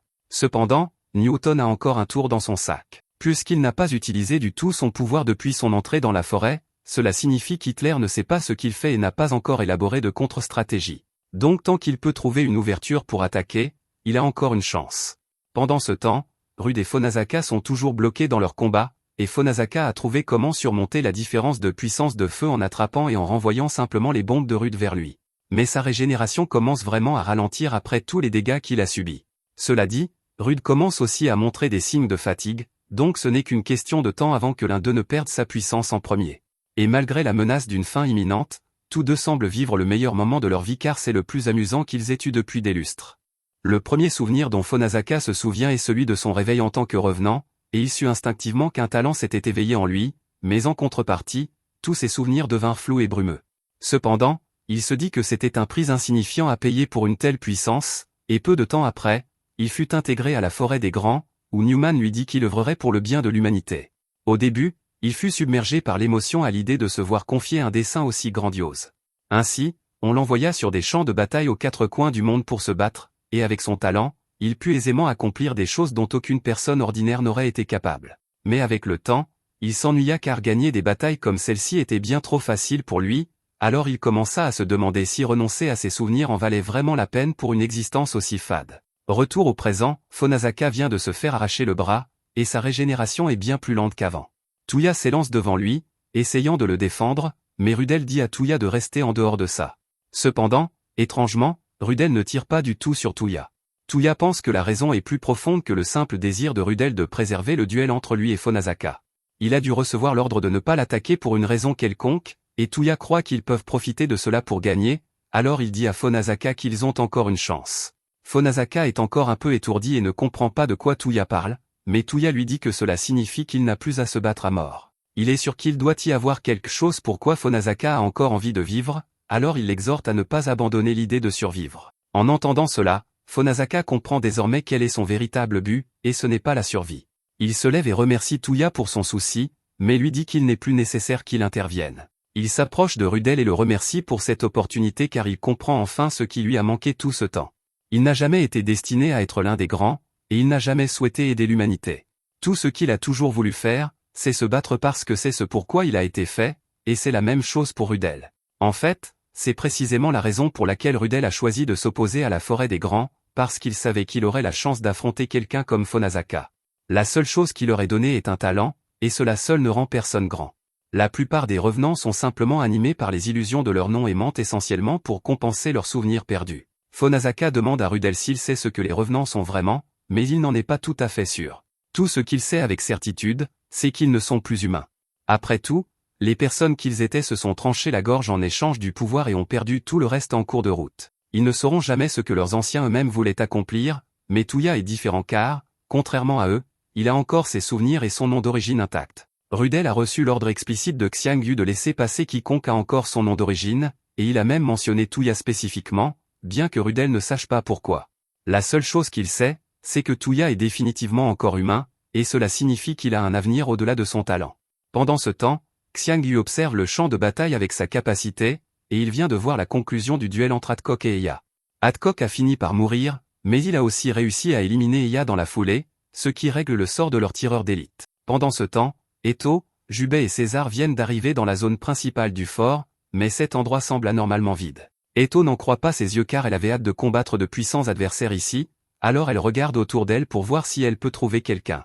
César dit qu'il ira avec elle par mesure de sécurité, mais Jubei lui donne une tape sur la tête et lui dit que ce ne sera pas nécessaire car Eto est assez forte pour se débrouiller seule. César comprend cela, mais il est surpris d'entendre Jubei qualifier Eto de forte car il ne pensait pas qu'elle reconnaîtrait quelqu'un comme elle comme une rivale. Jubei dit que même une femme aveugle pourrait voir la force d'Eto, donc sa reconnaissance ne devrait pas être une surprise. Et puisqu'elle ressentait cela, César lui demande qui, selon elle, est la plus forte, elle ou Eto. Jubei dit que si elle et Eto se battaient, elle pourrait avoir quelques difficultés, mais dans l'ensemble, non, elle gagnerait. Cela dit, elle admet que si un combat entre elle et Eto devait s'éterniser, alors rien ne garantit qu'elle pourrait gagner.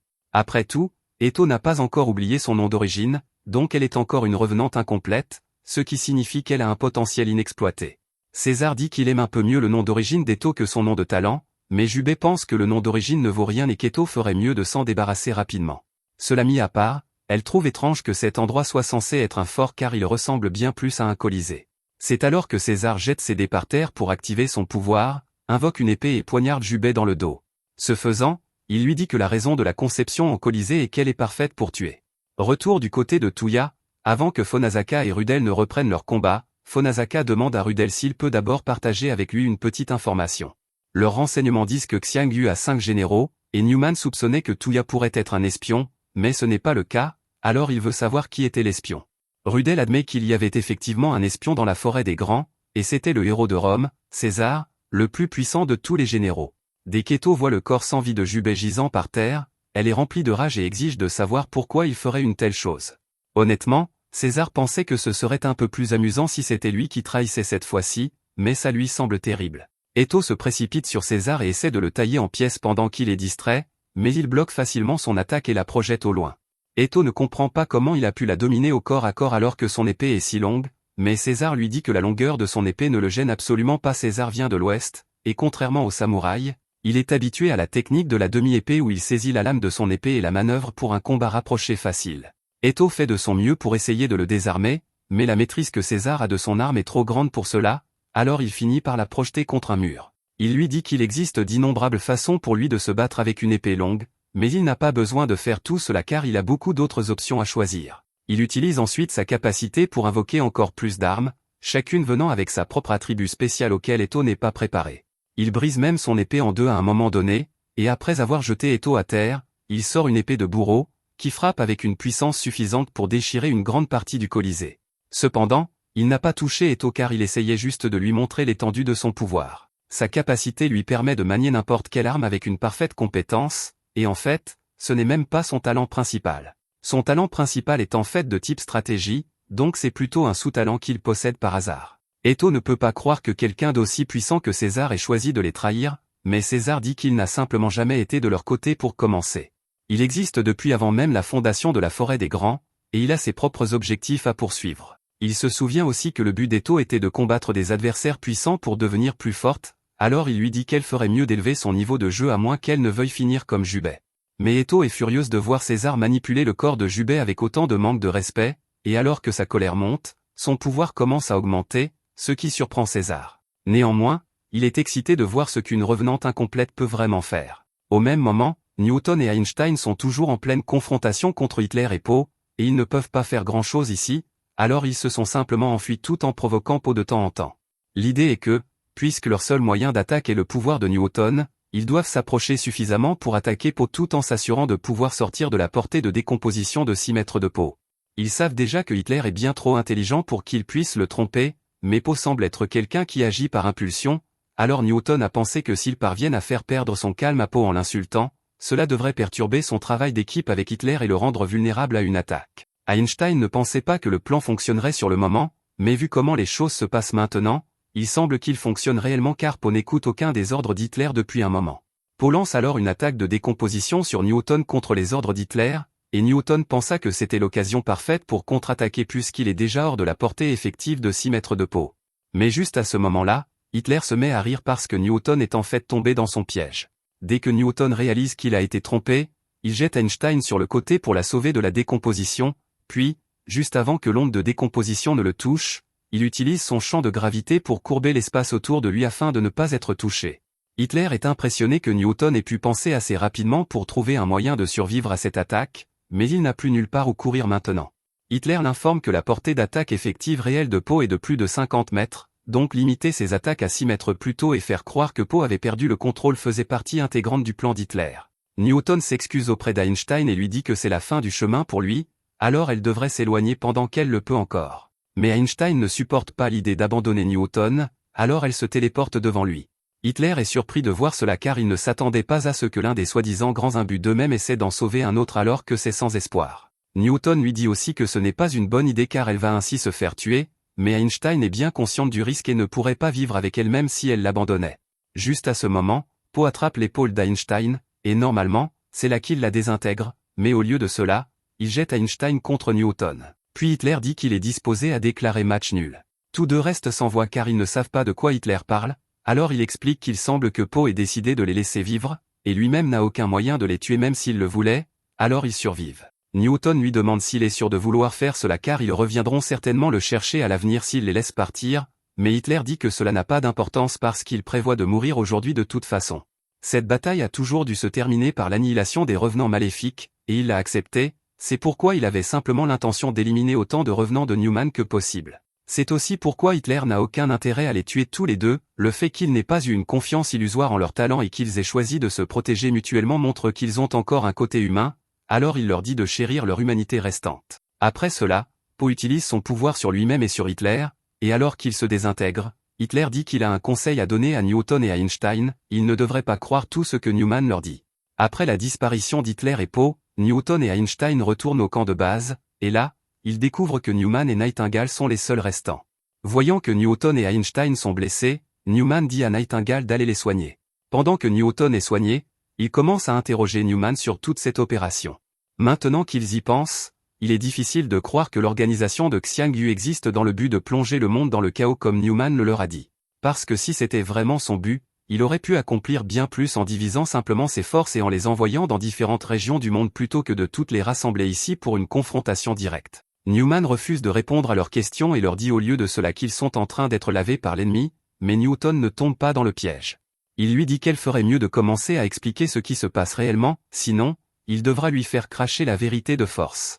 Mais avant qu'il ne puisse faire quoi que ce soit, Nightingale active sa capacité secondaire, et soudainement, Newton se tait. Newman dit alors à Newton que ce n'est pas très amical de la menacer ainsi, et à la grande surprise d'Einstein, Newton change complètement de discours et est maintenant d'accord avec Newman. Einstein ne comprend pas ce qui se passe car elle et Newton avaient discuté de ce qu'il ferait si Newman ne révélait pas la vérité avant de revenir, mais maintenant Newton agit totalement différemment. Elle réalise bientôt que ce sont Nightingale et Newman qui ont fait cela à Newton, alors elle leur crie d'annuler cela. Mais alors Newton frappe Einstein avec une explosion de gravité.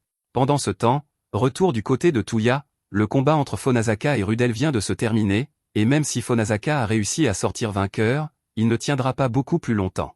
Il n'a aucun regret car c'est le plus de plaisir qu'il a eu depuis longtemps. Comme dernier vœu, il demande à Touya de prendre son talent. Touya dit qu'il ne peut pas faire cela car même s'il a dit qu'il était prêt à tout pour obtenir un talent, il ne veut pas voler Fonasaka maintenant qu'ils sont amis. Cependant, Fonasaka dit qu'il veut le lui confier quand même car il le mérite plus que quiconque il connaît. De plus, Fonasaka va bientôt mourir, alors il préférerait que quelqu'un comme Touya mette son talent à bon usage. En entendant cela, Touya accepte à contre-cœur le vœu de Fonasaka en lui volant son talent. Après cela, Touya continue dans la forteresse, et à sa grande surprise, il trouve un château entouré des tombes de tous les grands qui sont morts. Et à l'intérieur, Touya se retrouva face à face avec Xiang Yu. Touya se prépare à attaquer Xiang, alors il active son pouvoir, et Xiang accepte de jouer le jeu un moment, alors il descend de son trône et se prépare pour le combat. Il lance un coup de poing en direction de Touya, mais ce dernier parvient à l'éviter, et Touya tente de le frapper avec des pics, mais il s'avère que ce n'était qu'un clone. Xiang prend alors le contrôle des décombres et projette un tas de rochers sur Touya, qui le frappe de plein fouet. Le compagnon de Xiang lui demande s'il est sûr que ça va, car il pensait qu'il essayait de capturer Touya vivant, mais Xiang est certain qu'il n'y a pas moyen que Touya meure avec quelque chose comme ça. À ce moment précis, Touya lance une attaque à travers les rochers, qui frappe Xiang au bras. Touya a utilisé son pouvoir de voleur pour dérober une partie du centre du rocher et s'est caché dans le trou pour éviter d'être touché. Xiang est impressionné par la rapidité avec laquelle Touya a trouvé une solution, mais il lui dit que c'est inutile car son pouvoir lui permet de prendre le contrôle de tout ce qui l'entoure, et il utilise ce pouvoir pour prendre le contrôle des pics de Touya, retournant complètement la situation contre lui. Et avant que Touya ne s'en rende compte, il est transpercé en plein cœur. Il tombe à genoux sous la douleur, mais Xiang lui dit d'arrêter de se plaindre et de se soigner puisqu'il sait que Touya a maintenant le pouvoir d'immortalité. Touya est un peu pris au dépourvu par le fait que Xiang n'essaie pas de l'achever, et il est encore plus perplexe que Xiang attende patiemment qu'il se soigne. Xiang remarque que l'immortalité ne devrait pas prendre autant de temps pour soigner le corps de Touya, donc il semble que même si Touya est capable de voler les talents des autres, les talents qu'il obtient sont des versions inférieures, et Xiang trouve cela ironique car cela lui rappelle beaucoup Seiya. Touya est choqué d'entendre Xiang mentionner le nom de Seiya, alors il lui demande comment il connaît son frère, et Xiang explique que Seiya était l'un des membres fondateurs de la forêt des grands à ses côtés, donc ils étaient assez proches. Touya demande si cela signifie que Seiya était un revenant, et Xiang confirme, mais il mentionne également que Touya ne sait pas vraiment qui était Seiya. Tout ce qu'il sait de lui provient des quelques souvenirs qu'ils ont partagés durant son enfance et des rumeurs qu'il a entendues sur lui de la part des autres, donc si Touya veut vraiment apprendre qui était Seiya, alors Xiang est prêt à l'aider. Touya ne comprend pas de quoi Xiang parle, mais l'instant d'après, Xiang le transperce à travers l'estomac, et il dit qu'il va montrer à Touya tout ce qu'il a besoin de savoir sur Seiya. Touya commence à voir des visions de Seiya et des membres originaux de la Tour des Grands. Seiya avait le pouvoir de retour de Léonard de Vinci, vaisseau universel, ce qui lui permettait d'apprendre presque n'importe quel autre talent, puisque Da Vinci était connu comme un génie aux multiples talents. Et ainsi, Noamon était certaine qu'un jour, Seiya les surpasserait tous en force, faisant de lui le plus grand revenant de tous les temps ou carrément un dieu, une issue qu'elle approuvait grandement. À l'époque, même si tous les revenants disposaient de grands talents, aucun n'avait de réel objectif, alors ils vivaient leur vie dans l'ennui. Un peu plus tard, Seiya demanda à Xiang de le téléporter chez lui, ce dont Xiang n'était pas particulièrement ravi car il doit infliger des dommages physiques à quelqu'un à chaque fois qu'il utilise son pouvoir. Pour cette raison, il dut égratigner la joue de Seiya pour remplir les conditions.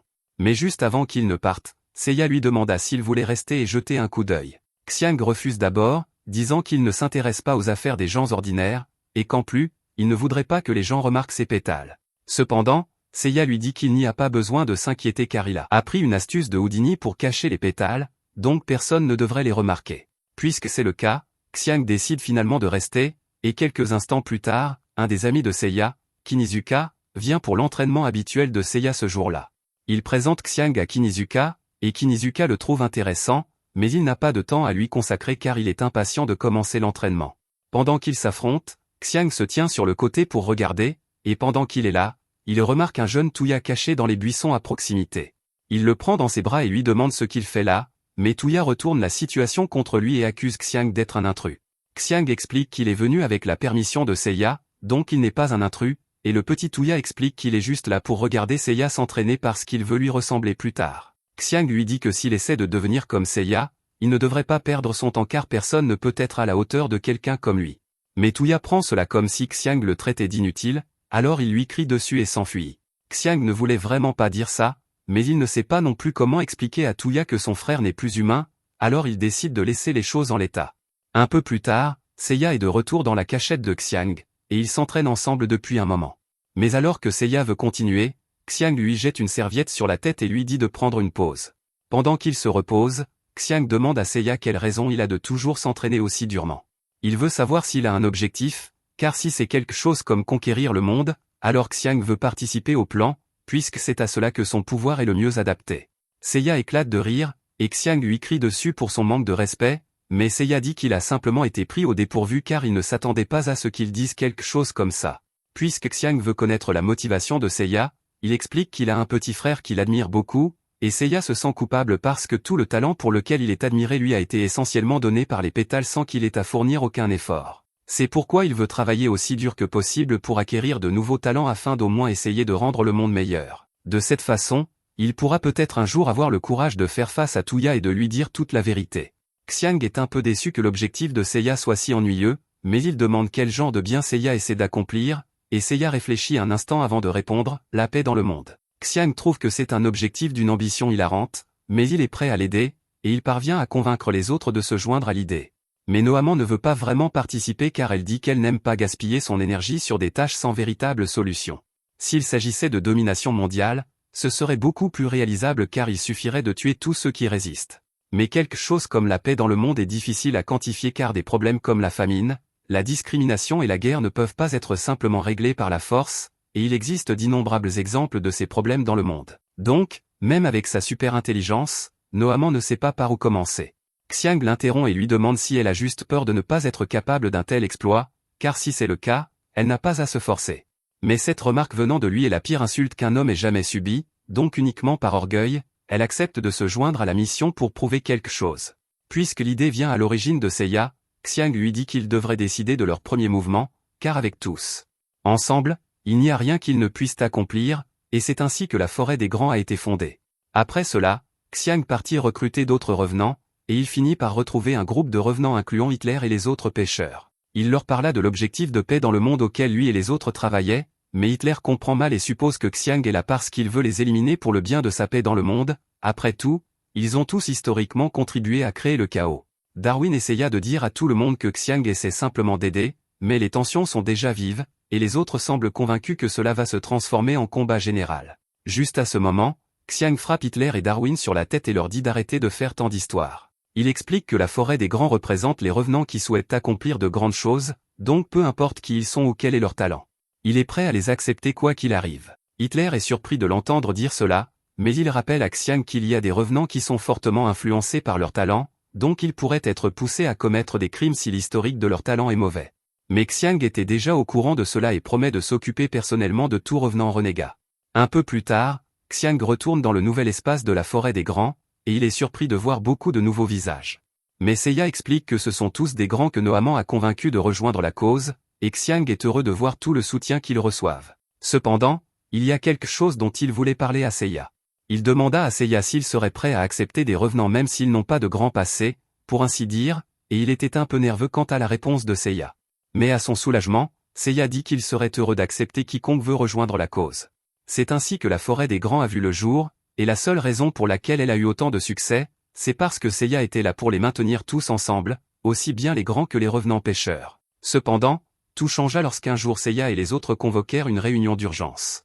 Mais quand Xiang arriva, il remarqua que Seiya n'avait pas bonne mine. Seiya lui dit qu'il avait décidé quel serait le premier objectif de la forêt des grands, et il dit qu'il prévoyait d'éliminer tous les revenants pêcheurs. Mais Xiang n'apprécia pas du tout cela et s'emporta parce que cela ne faisait pas partie de l'accord. Les autres expliquent que Tuya a récemment été attaquée, et selon l'analyse de Nohaman, elle a déterminé que c'était l'œuvre d'un pêcheur. Xiang peut comprendre pourquoi Seiya est contrarié, mais Xiang lui dit qu'il y a encore beaucoup de revenants de classe pêcheurs qui sont parfaitement inoffensifs. Cependant, Seiya dit que selon les calculs de Nohaman, la probabilité que les pêcheurs commettent à nouveau ce genre de crime est extrêmement élevée, et les gens normaux n'ont aucun moyen de se défendre. Si c'est vraiment ce que ressent Seiya, alors Xiang tombe à genoux et dit à Seiya de commencer par le tuer. Seiya hésite en l'entendant dire cela, mais le voir hésiter rend Xiang encore plus furieux car cela montre que Seiya manque de conviction réelle. S'il est si sûr que tous les revenants de classe pêcheurs doivent être éliminés, alors le fait qu'il soit ami ne devrait pas avoir d'importance pour lui. Xiang dit à Seiya qu'il a beaucoup d'amis qui sont pêcheurs et qu'il ne va pas rester là à les regarder se faire tuer, donc cela signifie la guerre. Et en disant cela, il enfonce son poing dans la poitrine de Seiya. Les autres écarquillent les yeux en voyant ce que Xiang a fait, en particulier Einstein, qui essaie immédiatement de l'éliminer. Mais Xiang parvient à éviter un coup fatal, et à ce moment, il remarque que Nohaman a un sourire sinistre sur son visage, comme si elle avait planifié tout cela. Le groupe s'apprête à attaquer à nouveau Xiang pour l'éliminer, mais avant qu'il ne puisse le faire, Seiya téléporte Xiang ailleurs. Xiang ne comprend pas pourquoi Seiya lui sauverait la vie après tout ce qu'il a dit, et c'est alors que Seiya s'excuse et dit à Xiang qu'il avait raison de dire que l'élimination était une mauvaise idée. Xiang réalise maintenant que Seiya ne pensait tout simplement pas clairement quand il a dit tout cela, et c'est logique car toute la raison pour laquelle Seiya faisait cela était de rendre Tuya fier de lui, donc voir Tuya blessé a probablement obscurci son jugement. Il aurait été bon de comprendre cela avant que les choses ne s'enveniment, mais il est trop tard maintenant car Seiya est déjà mort. De retour au présent, Tuya vient de voir toute l'histoire, et il remercie Xiang de la lui avoir montré car cela le rassure de savoir que son frère était un revenant et non un génie insondable. Xiang est un peu surpris que ce soit tout ce que Tuya ait à dire après avoir appris la vérité, mais il y a autre chose qu'il voulait lui dire. Il dit à Tuya qu'il doit arrêter Nohaman car elle prépare certainement quelque chose. Elle a peut-être accepté le plan de paix dans le monde à l'époque, mais c'était probablement une couverture pour sa véritable motivation, et c'est probablement pourquoi elle voulait se débarrasser de tous les pêcheurs au départ, pour éliminer tout obstacle potentiel à son plan. À ce moment, César arrive dans la salle avec Yagu sur ses épaules, et il demande à Xiang de faire en sorte qu'elle ne meure pas pour lui car Eto le poursuit et elle n'est plus la même. Tuya ne peut pas croire que cette chose soit vraiment Eto, mais Xiang lui dit qu'elle était prête à tout sacrifier en échange de pouvoir, et que c'est ce qui l'a transformée en cette monstruosité. Tuya demande s'il y a un moyen de la sauver, mais Xiang est déjà bien en avance sur lui et dit qu'il va la ramener à sa forme humaine, qu'elle le veuille ou non. Nas dit à Xiang qu'affronter Eto directement ne sera pas facile, mais il en était déjà conscient, c'est pourquoi il prévoit d'utiliser sa carte maîtresse. Cependant, cela nécessitera un peu de préparation, alors il demande à César de l'aider à tenir Eto à distance pendant un moment, et pendant ce temps, Xiang dit à Tuya et Darman de reculer de quelques pas pour ne pas être pris entre deux feux.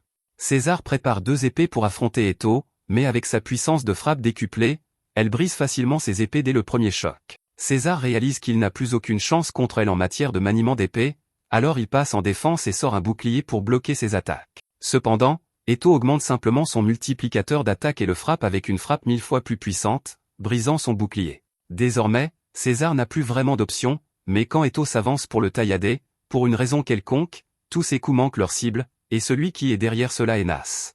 Son pouvoir lui permet non seulement de prédire l'avenir grâce à son livre de prophétie, mais aussi d'apporter de petites modifications pour changer le futur. Bien sûr, il ne peut pas complètement altérer la réalité, mais s'il s'agit de choses comme modifier la trajectoire de l'épée d'Eto pour éviter un coup fatal, il peut le faire. Malheureusement, cela ne fonctionne que parce que César a une force comparable à celle d'Eto, donc ses chances d'esquiver ses attaques sont décentes. Cependant, Nas a très peu de capacités athlétiques, alors quand Eto le prend pour cible, son livre devient noir car il n'y a littéralement aucun moyen pour lui d'esquiver, et peu après, Nas est tailladé en deux et trouve sa mort. Sans Nas pour augmenter ses chances de survie, César trouve également sa mort quand Eto le poignarde d'innombrables fois. Cependant, César a réussi à la retarder suffisamment longtemps pour donner à Xiang le temps dont il avait besoin, alors quand Eto tourne son attention vers lui, il active son domaine, la piégeant dans un champ d'obscurité et l'immobilisant complètement. Il assure à Eto qu'il ne va pas lui prendre la vie, mais elle préférerait probablement une mort rapide plutôt que ce qu'elle s'apprête à vivre, et après avoir dit cela, il commence à déchirer le corps d'Eto, atome par atome. Pendant ce temps, à l'extérieur de la barrière, Tuya et Darman ne voient qu'une sphère noire, et Tuya n'a aucune idée de ce qui se passe, Alors Darman explique que c'est la carte maîtresse de Xiang, la mort noire. C'est un domaine dans lequel Xiang contrôle tout jusqu'au niveau moléculaire, il est donc littéralement impossible de le vaincre une fois à l'intérieur. En entendant cela, Tuya s'inquiète car il n'y a aucun moyen pour Eto de survivre à quelque chose comme ça, et Darman essaie de le rassurer en disant qu'Eto s'en sortira parce que Xiang n'a pas l'intention de la tuer, mais avant qu'elle ne puisse finir sa phrase, Tuya a déjà utilisé son pouvoir pour atteindre l'intérieur de la sphère afin d'en sortir Eto. Pendant ce temps, à l'intérieur de la sphère, Xiang est en train de reconstituer le corps d'Eto, et pour s'assurer qu'elle ne renonce plus jamais à son identité dans sa quête de pouvoir, Xiang lui fait voir une vision de son père, et il lui demande si le pouvoir en valait vraiment la peine. Maintenant qu'Eto repense à la promesse qu'elle a faite à Tuya, elle réalise que c'était une erreur. Xiang est satisfait après qu'elle en soit arrivée à cette réalisation, alors il s'efface pour laisser Tuya saisir Eto, et une fois le domaine dissipé, elle est de nouveau en un seul morceau dans les bras de Tuya, bien qu'avec quelques cicatrices. Darman demande si cela signifie que c'est enfin fini, mais Xiang lui dit que la vraie bataille ne fait en réalité que commencer. Pendant ce temps, au laboratoire de la force de défense, Itsuki et les autres sont toujours occupés à essayer d'analyser la branche de réincarnation qu'ils ont trouvée, mais jusqu'à présent, ils n'ont pas réussi à retracer son origine. Tout à coup, Tuya apparaît sur le sol de nulle part, et il demande de l'aide à Itsuki car ces deux personnes ont besoin de soins médicaux immédiats. Normalement, cela constituerait une violation de la sécurité, et Tuya ainsi que les autres seraient enfermés pour interrogatoire, mais Itsuki dit aux gardes de laisser tomber et d'aller chercher le médecin, car il est convaincu que Tuya n'est pas là pour de mauvaises raisons. Cependant, Itsuki ne peut pas en dire autant de Xiang. Xiang lui dit de se calmer et lui assure qu'il n'est pas là pour chercher un combat. Il est simplement venu demander de l'aide parce que son équipe et lui ont un très bon bilan en matière de capture et d'élimination des revenants. Xiang aimerait bien s'asseoir et discuter un moment, mais malheureusement, ils n'ont pas beaucoup de temps car il dit que l'ennemi est en mouvement. Itsuki demande ce que Xiang entend par l'ennemi, mais avant qu'il ne puisse expliquer davantage, tous les ordinateurs du bâtiment et du monde entier sont piratés, et un message de Nohaman commence à être diffusé. Elle s'adresse à tous les humains du monde et leur dit qu'elle est la chef de la forêt des grands et qu'elle travaille actuellement vers l'objectif de la paix mondiale. Cependant, pour atteindre son but, elle a décidé qu'il était nécessaire de se débarrasser de tous les revenants de classe Ciné en les éliminant, et par conséquent, cela signifie que l'humanité doit également mourir. Après tout humain a le potentiel de devenir un revenant de classe Ciné. Pour cette raison, elle prévoit de faire subir à tous le rituel de réincarnation en leur tranchant la gorge avec une branche de réincarnation. S'ils éveillent par hasard un talent de classe Gret, alors Nohaman les accueillera volontiers dans la forêt des grands, mais en revanche, s'ils éveillent un talent de classe Ciné, ils seront exécutés sur le champ. Et s'ils n'éveillent aucun talent? Eh bien, pas de chance, mon ami, ils se sont tranchés la gorge pour rien. Grâce à son plan, le monde ne sera rempli que de grands. Au cas où les gens du monde ne la prendraient pas au sérieux, Nightingale a préparé une petite démonstration de la puissance de la forêt des grands. Elle affiche un écran, et on voit Alfred Nobel au milieu de l'Australie. Dès qu'il reçoit le signal, il active son talent pour créer une bombe d'annihilation, et aussitôt, l'Australie est rayée de la carte. Au même moment, Tesla reçoit également le signal pour agir, alors il charge son pouvoir et procède à faire un trou droit à travers l'Everest, mais ce n'est pas là que s'arrête la démonstration de Nohaman. L'écran montre ensuite Gagarine en orbite basse avec son satellite, et il lance plusieurs bombardements cinétiques sur Terre, causant d'importants dégâts à travers le globe. Nohaman s'adresse alors à nouveau à tous les humains du monde et leur dit que ce n'est qu'une fraction du pouvoir qu'ils possèdent car ils n'ont même pas encore sorti Ezember, mais elle leur assure qu'ils n'ont pas à s'inquiéter car le plan ne commencera pas avant le 1er janvier de l'année prochaine. L'humanité a donc 3 mois pour faire la paix avant de devenir soit des grands, soit de mourir. Une fois la transmission terminée, Xiang détruit chaque ordinateur dans la pièce, et quand Itsuki lui demande pourquoi il a fait ça, il explique que Nohaman les espionnait à travers les écrans. Son véritable pouvoir est Cyber Mastermind, qui lui permet d'utiliser complètement n'importe quel ordinateur comme bon lui semble. Tuya est choqué d'entendre cela, car il pensait que le pouvoir de Nohaman n'était qu'une prédiction computationnelle, mais Xiang lui explique qu'il est possible pour un revenant d'avoir plus d'un pouvoir à sa disposition. Itsuki demande pourquoi Xiang agit si calmement alors qu'il est l'un des Cinéaires que Nohaman veut éradiquer, mais Xiang dit qu'il ne sera plus là bien longtemps car son corps ne tiendra plus beaucoup plus longtemps. Il est à peu près sûr que Nohaman a décidé d'agir maintenant que parce qu'elle savait qu'il ne serait pas là pour la combattre. Pendant ce temps, à la forêt des grands, Nohaman parle de la façon dont ses calculs étaient parfaits car Xiang devrait rendre l'âme d'un moment à l'autre. Newton dit qu'ils sont passés près, car si Xiang et les autres revenants qu'il avait à ses côtés avaient tenté une attaque désespérée, il aurait été impossible de les arrêter, mais Nohaman dit qu'elle avait en fait aussi prévu cela. Juste à ce moment, tous les revenants les plus puissants qu'elle avait dans ses rangs sortent de l'ombre, et Nohaman dit qu'elle les tient en réserve au cas où Xiang essaierait vraiment d'attaquer. Cela semble logique à Newton, Mais c'est aussi un peu déroutant car il aurait juré que Nobel était en Australie il y a un instant sur le live de Nohaman, mais Nohaman explique qu'elle l'a simplement fait téléporter. En entendant le mot téléportation, Newton a un violent mal de tête car il se souvient que c'était le pouvoir d'Einstein, alors il demande à Nohaman ce qui lui est arrivé. Nohaman informe Newton qu'il s'est débarrassé d'Einstein de ses propres mains. En fait, il a été si minutieux qu'il ne restait d'elle qu'un pied. En entendant cela, Newton sombre dans l'hystérie car il n'arrive pas à croire qu'il ait vraiment fait ça à Einstein. Voyant la réaction de Newton, Nohaman suppose que l'hypnose que Nightingale a jetée sur lui commence à se dissiper, alors Nightingale s'avance vers lui pour la refaire. Newton exige de savoir ce qu'ils lui ont fait, et comme Nightingale va de toute façon le réhypnotiser, Nohaman explique que Nightingale a en fait un talent secondaire appelé asservissement.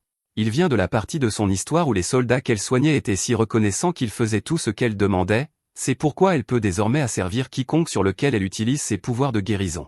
Newton n'arrive pas à croire qu'ils aient utilisé un tel pouvoir pour le forcer à tuer Einstein, mais Nohaman dit qu'Einstein n'aurait pas eu besoin de mourir s'il avait simplement accepté l'asservissement et rejoint leur camp. Newton demande si cela signifie que Nohaman est la raison pour laquelle Seiya a également été tué, et Nohaman ne le nie pas, alors Newton essaie de rallier tous les autres pour l'aider à l'arrêter. Cependant, il réalise bientôt qu'ils sont tous déjà sous le contrôle de Nightingale, car pendant le séjour de Nohaman ici, elle s'est assurée que chaque membre blessé de la forêt des Grands ait été soigné par Nightingale à un moment donné en prévision de ce moment. Newton n'arrive pas à croire que Nohaman veuille vraiment mener tout cela à bien, et il lui demande si son rêve de paix mondiale n'était vraiment qu'une plaisanterie pour elle. Mais alors qu'il lui dit cela, il voit des larmes couler sur le visage de Nohaman, et c'est alors qu'il réalise ce qui se passe réellement, Nohaman est également contrôlé. L'asservissement doit fonctionner en déformant activement les pensées de la cible pour lui faire croire qu'elle veut suivre les ordres qui lui sont donnés, mais quand quelqu'un est forcé de faire quelque chose à quoi il est fondamentalement opposé, son subconscient essaie de résister, ce qui fait que la cible pleure sans savoir pourquoi. Tout cela signifie que le véritable cerveau derrière ce projet génocidaire doit être Nightingale. Pendant ce temps, de retour à la base de la force de défense, Xiang est également arrivé à la conclusion que Nohaman n'est pas la véritable cerveau et que quelqu'un doit la contrôler, elle ainsi que tous les autres à la forêt des Grands. Cela signifie qu'ils sont confrontés à une force complètement unifiée, mais il y a un aspect positif, cela signifie aussi qu'ils n'ont qu'à éliminer le cerveau pour arrêter tout cela. Cependant, Itsuki l'interrompt et dit qu'il se moque de tous les détails ennuyeux de cette guerre de revenants. La seule raison pour laquelle il a commencé à s'intéresser à toute cette histoire de revenants était qu'il cherchait des indices sur un meurtre en particulier. Xiang voit déjà où cela mène, alors il dit carrément à Itsuki que c'est lui qui a tué Seiya. Dès qu'il le confirme, Itsuki tente de l'éliminer, mais Darman se place devant lui, et Tuya dit à Itsuki d'attendre. Il explique que Xiang et Seiya ont tous deux été piégés pour se battre l'un contre l'autre, donc ce n'est pas entièrement de sa faute. Itsuki est encore suffisamment lucide pour comprendre cela, alors il accepte de mettre sa rancune de côté pour l'instant afin de sauver le monde, mais il n'a aucune idée de la façon dont ils vont vaincre ce cerveau. Xiang prend alors la parole et dit qu'il a un plan pour cela, car il devrait être facile pour Tuya de gagner s'il lui vole son pouvoir. Omni-réceptacle a le pouvoir de contrôler le monde entier lorsqu'il est pleinement utilisé, donc vaincre le cerveau devrait être facile avec cela, et Xiang aura enfin atteint son objectif de surpasser Seiya. Cependant, Tuya refuse catégoriquement l'offre. Il dit qu'il a déjà renoncé à surpasser Seiya après avoir appris la vérité sur lui, et bien qu'il soit vrai que le pouvoir de Xiang pourrait résoudre tous leurs problèmes en plaçant le monde sous son contrôle, même Xiang lui-même a choisi de ne pas l'utiliser pour conquérir le monde, donc Tuya n'a pas l'intention de le faire non plus. Xiang lui demande s'il est sûr de cela, car il va être très difficile de gagner sans son pouvoir, et Tuya dit qu'il a déjà pris sa décision, alors Xiang décide de lui confier le reste. En cadeau d'adieu, il leur donne toutes les recherches que César a menées sur la forêt des Grands et les pétales, et après cela, lui et Darman disparaissent. Xiang et Darman apparaissent bientôt dans le magnifique champ où reposent toutes les tombes des autres revenants. Puisqu'ils vont bientôt mourir, Xiang voulait au moins pouvoir choisir leur dernière demeure, et Darman lui dit que c'est un geste terriblement romantique de sa part. Elle sort alors un poignard et se le plante dans la poitrine. Le jour où Xiang a rencontré Darman pour la première fois, elle venait de se réveiller près de son ruisseau, alors il s'est approché et lui a demandé quel était son pouvoir. Darman a expliqué qu'elle est capable de tuer n'importe qui elle choisit en échange de sa vie, et qu'elle réfléchissait déjà à qui elle devrait éliminer, mais Xiang lui a dit que c'était une manière terne d'utiliser son pouvoir. Darman lui a demandé ce qu'elle devrait faire à la place, puisque c'est la seule utilité de son pouvoir, mais Xiang lui a dit que son pouvoir avait un usage spécial. Par nature, les gens sont condamnés à mourir dans la solitude, mais son pouvoir lui permet de lier sa mort à celle d'une autre personne, et c'est quelque chose d'incroyablement spécial. Il lui a donc dit qu'elle devrait trouver quelqu'un de spécial avec qui passer sa vie, pour qu'au moment venu, elle puisse partager ses derniers instants avec lui. Darman a été véritablement inspiré par les paroles de Xiang, Alors depuis ce jour, elle est restée à ses côtés. Maintenant que la mort de Xiang approche, elle choisit d'utiliser son pouvoir sur lui afin que tous deux puissent mourir ensemble. Et alors qu'ils se dissolvent tous deux en pétales, ils échangent un baiser, jurant de se retrouver s'ils se réincarnent jamais. Peu de temps après, Eto est emmené à l'infirmerie pour recevoir des soins, et Tuya est resté à ses côtés pendant tout ce temps. Itsuki vient prendre de ses nouvelles au bout d'un moment, et même si c'est Eto qui est dans un état critique, c'est Tuya qui a l'air terrible en ce moment à cause de tout le stress qu'il a subi. Tuya demande à Itsuki si Xiang Yu va bien, il l'informe donc qu'elle est actuellement en soins intensifs car ses blessures sont assez graves, mais elle pourra se rétablir complètement. Tuya est heureux de l'apprendre, et il est sûr qu'Itsuki doit avoir pas mal de questions à lui poser, et il a raison car ils ont commencé à analyser les données que Xiang Yu a laissées sur les pétales de la réincarnation et les revenants, ils aimeraient donc passer en revue ce qu'ils ont appris jusqu'à présent avec Tuya. Ils se rendent ensuite à l'auditorium pour commencer le débriefing, mais avant cela, Tuya a une question à poser à Itsuki. Il a entendu dire qu'Itsuki travaille pour la division spéciale de la Force de défense nationale, mais il n'en connaît pas les détails. Minami est sur le point de tout lui expliquer, mais Itsuki l'interrompt en pleine phrase et lui dit de ne pas en dire trop. Il dit ensuite à Tuya qu'il ne peut pas révéler tous les détails pour l'instant, mais tout ce qu'il a besoin de savoir, c'est qu'ils enquêtent sur les revenants depuis longtemps, et que les supérieurs se préparent à une guerre totale contre la forêt des grands, et pour l'instant, tout ce qu'il veut, c'est que Tuya réponde à quelques questions afin de déterminer s'il est digne de confiance ou non. Minami dit à Itsuki qu'il n'est pas nécessaire d'être aussi impoli, mais Tuya dit que ce n'est pas un problème. Cela dit, il a remarqué qu'Itsuki est beaucoup moins amical avec lui depuis que toute cette histoire a commencé. Quoi qu'il en soit, il est temps d'examiner ce qu'ils savent, et comme il y a un risque important que Noamant les espionne via leurs appareils, ils sont limités à l'utilisation d'appareils sans capacité Internet ou de transmission. Ne pas avoir accès à Internet est un coup dur pour leur planification de bataille, mais ils vont devoir faire avec ce qu'ils ont. D'après ce qu'a dit Noamant, la forêt des grands mettra son plan à exécution dans 3 mois, et même si Xiang a dit que tout le monde, y compris Noamant, était contrôlé contre son gré, ils ne savent pas vraiment qui exerce ce contrôle, donc quelle que soit la façon dont ils envisagent les choses, l'humanité est condamnée à périr d'ici 3 mois à moins qu'ils ne puissent écraser la forêt des grands avant cela. Cependant, leur puissance écrasante est une préoccupation majeure. Dans la démonstration qu'ils ont faite, ils ont facilement éliminé au moins 200 millions de personnes, et ils doivent trouver un moyen de contrer leur puissance de feu s'ils veulent avoir une chance.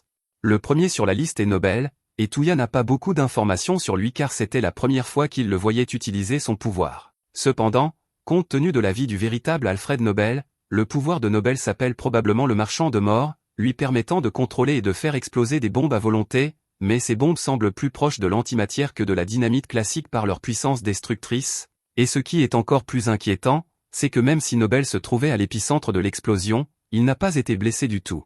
Le suivant sur la liste était Tesla, et son pouvoir est un peu plus simple car il crée simplement des décharges électriques incroyablement puissantes, mais Gagarine est un vrai problème car il est capable d'effectuer des frappes orbitales de précision depuis l'espace et sa portée couvre le globe entier, donc aucun endroit sur la planète n'est à l'abri de lui, et ce n'est qu'une fraction de leur puissance de combat, donc il semble que l'humanité soit vraiment condamnée, et Manami commence à paniquer, mais Itsuki lui donne une tape sur la tête pour le calmer et lui rappelle qu'il reste encore du temps pour élaborer une stratégie. Avant qu'Itsuki ne parte, Tuya l'appelle et lui demande s'il y a quelque chose qu'il peut faire pour aider. Manami peut déjà penser à quelques façons dont Tuya peut être utile, mais Itsuki crie qu'il n'a pas du tout besoin de l'aide de Tuya.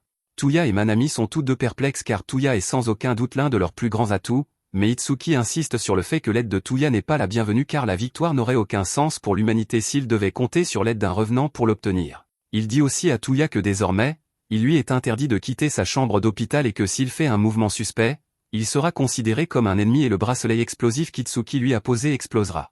Il le prévient également qu'essayer d'enlever le bracelet le fera exploser instantanément, mais cela ne décourage pas Tuya du tout, alors il l'enlève immédiatement et le bracelet explose effectivement, lui infligeant de graves blessures. Cependant, grâce au talent d'immortalité qu'il a volé à Fonazaka, il guérit en quelques secondes. Itsuki réalise que la bombe ne représentait pas une grande menace pour Tuya, mais il en a aussi une autour du cou d'Eto, et il prévient Tuya que s'il ne reste pas tranquille, la tête d'Eto explosera. Tuya ne comprend pas pourquoi Itsuki fait tout cela, mais Itsuki dit simplement que cette guerre ne finira jamais tant que les humains ou les revenants n'auront pas été complètement anéantis, et il a déjà développé des méthodes pour faire face aux revenants. Les méthodes mentionnées par Itsuki sont une série d'exosquelettes motorisés alimentés par les branches de la réincarnation pour donner aux soldats un important coup de pouce en puissance sans les transformer en revenants, et il s'entraîne actuellement avec les soldats.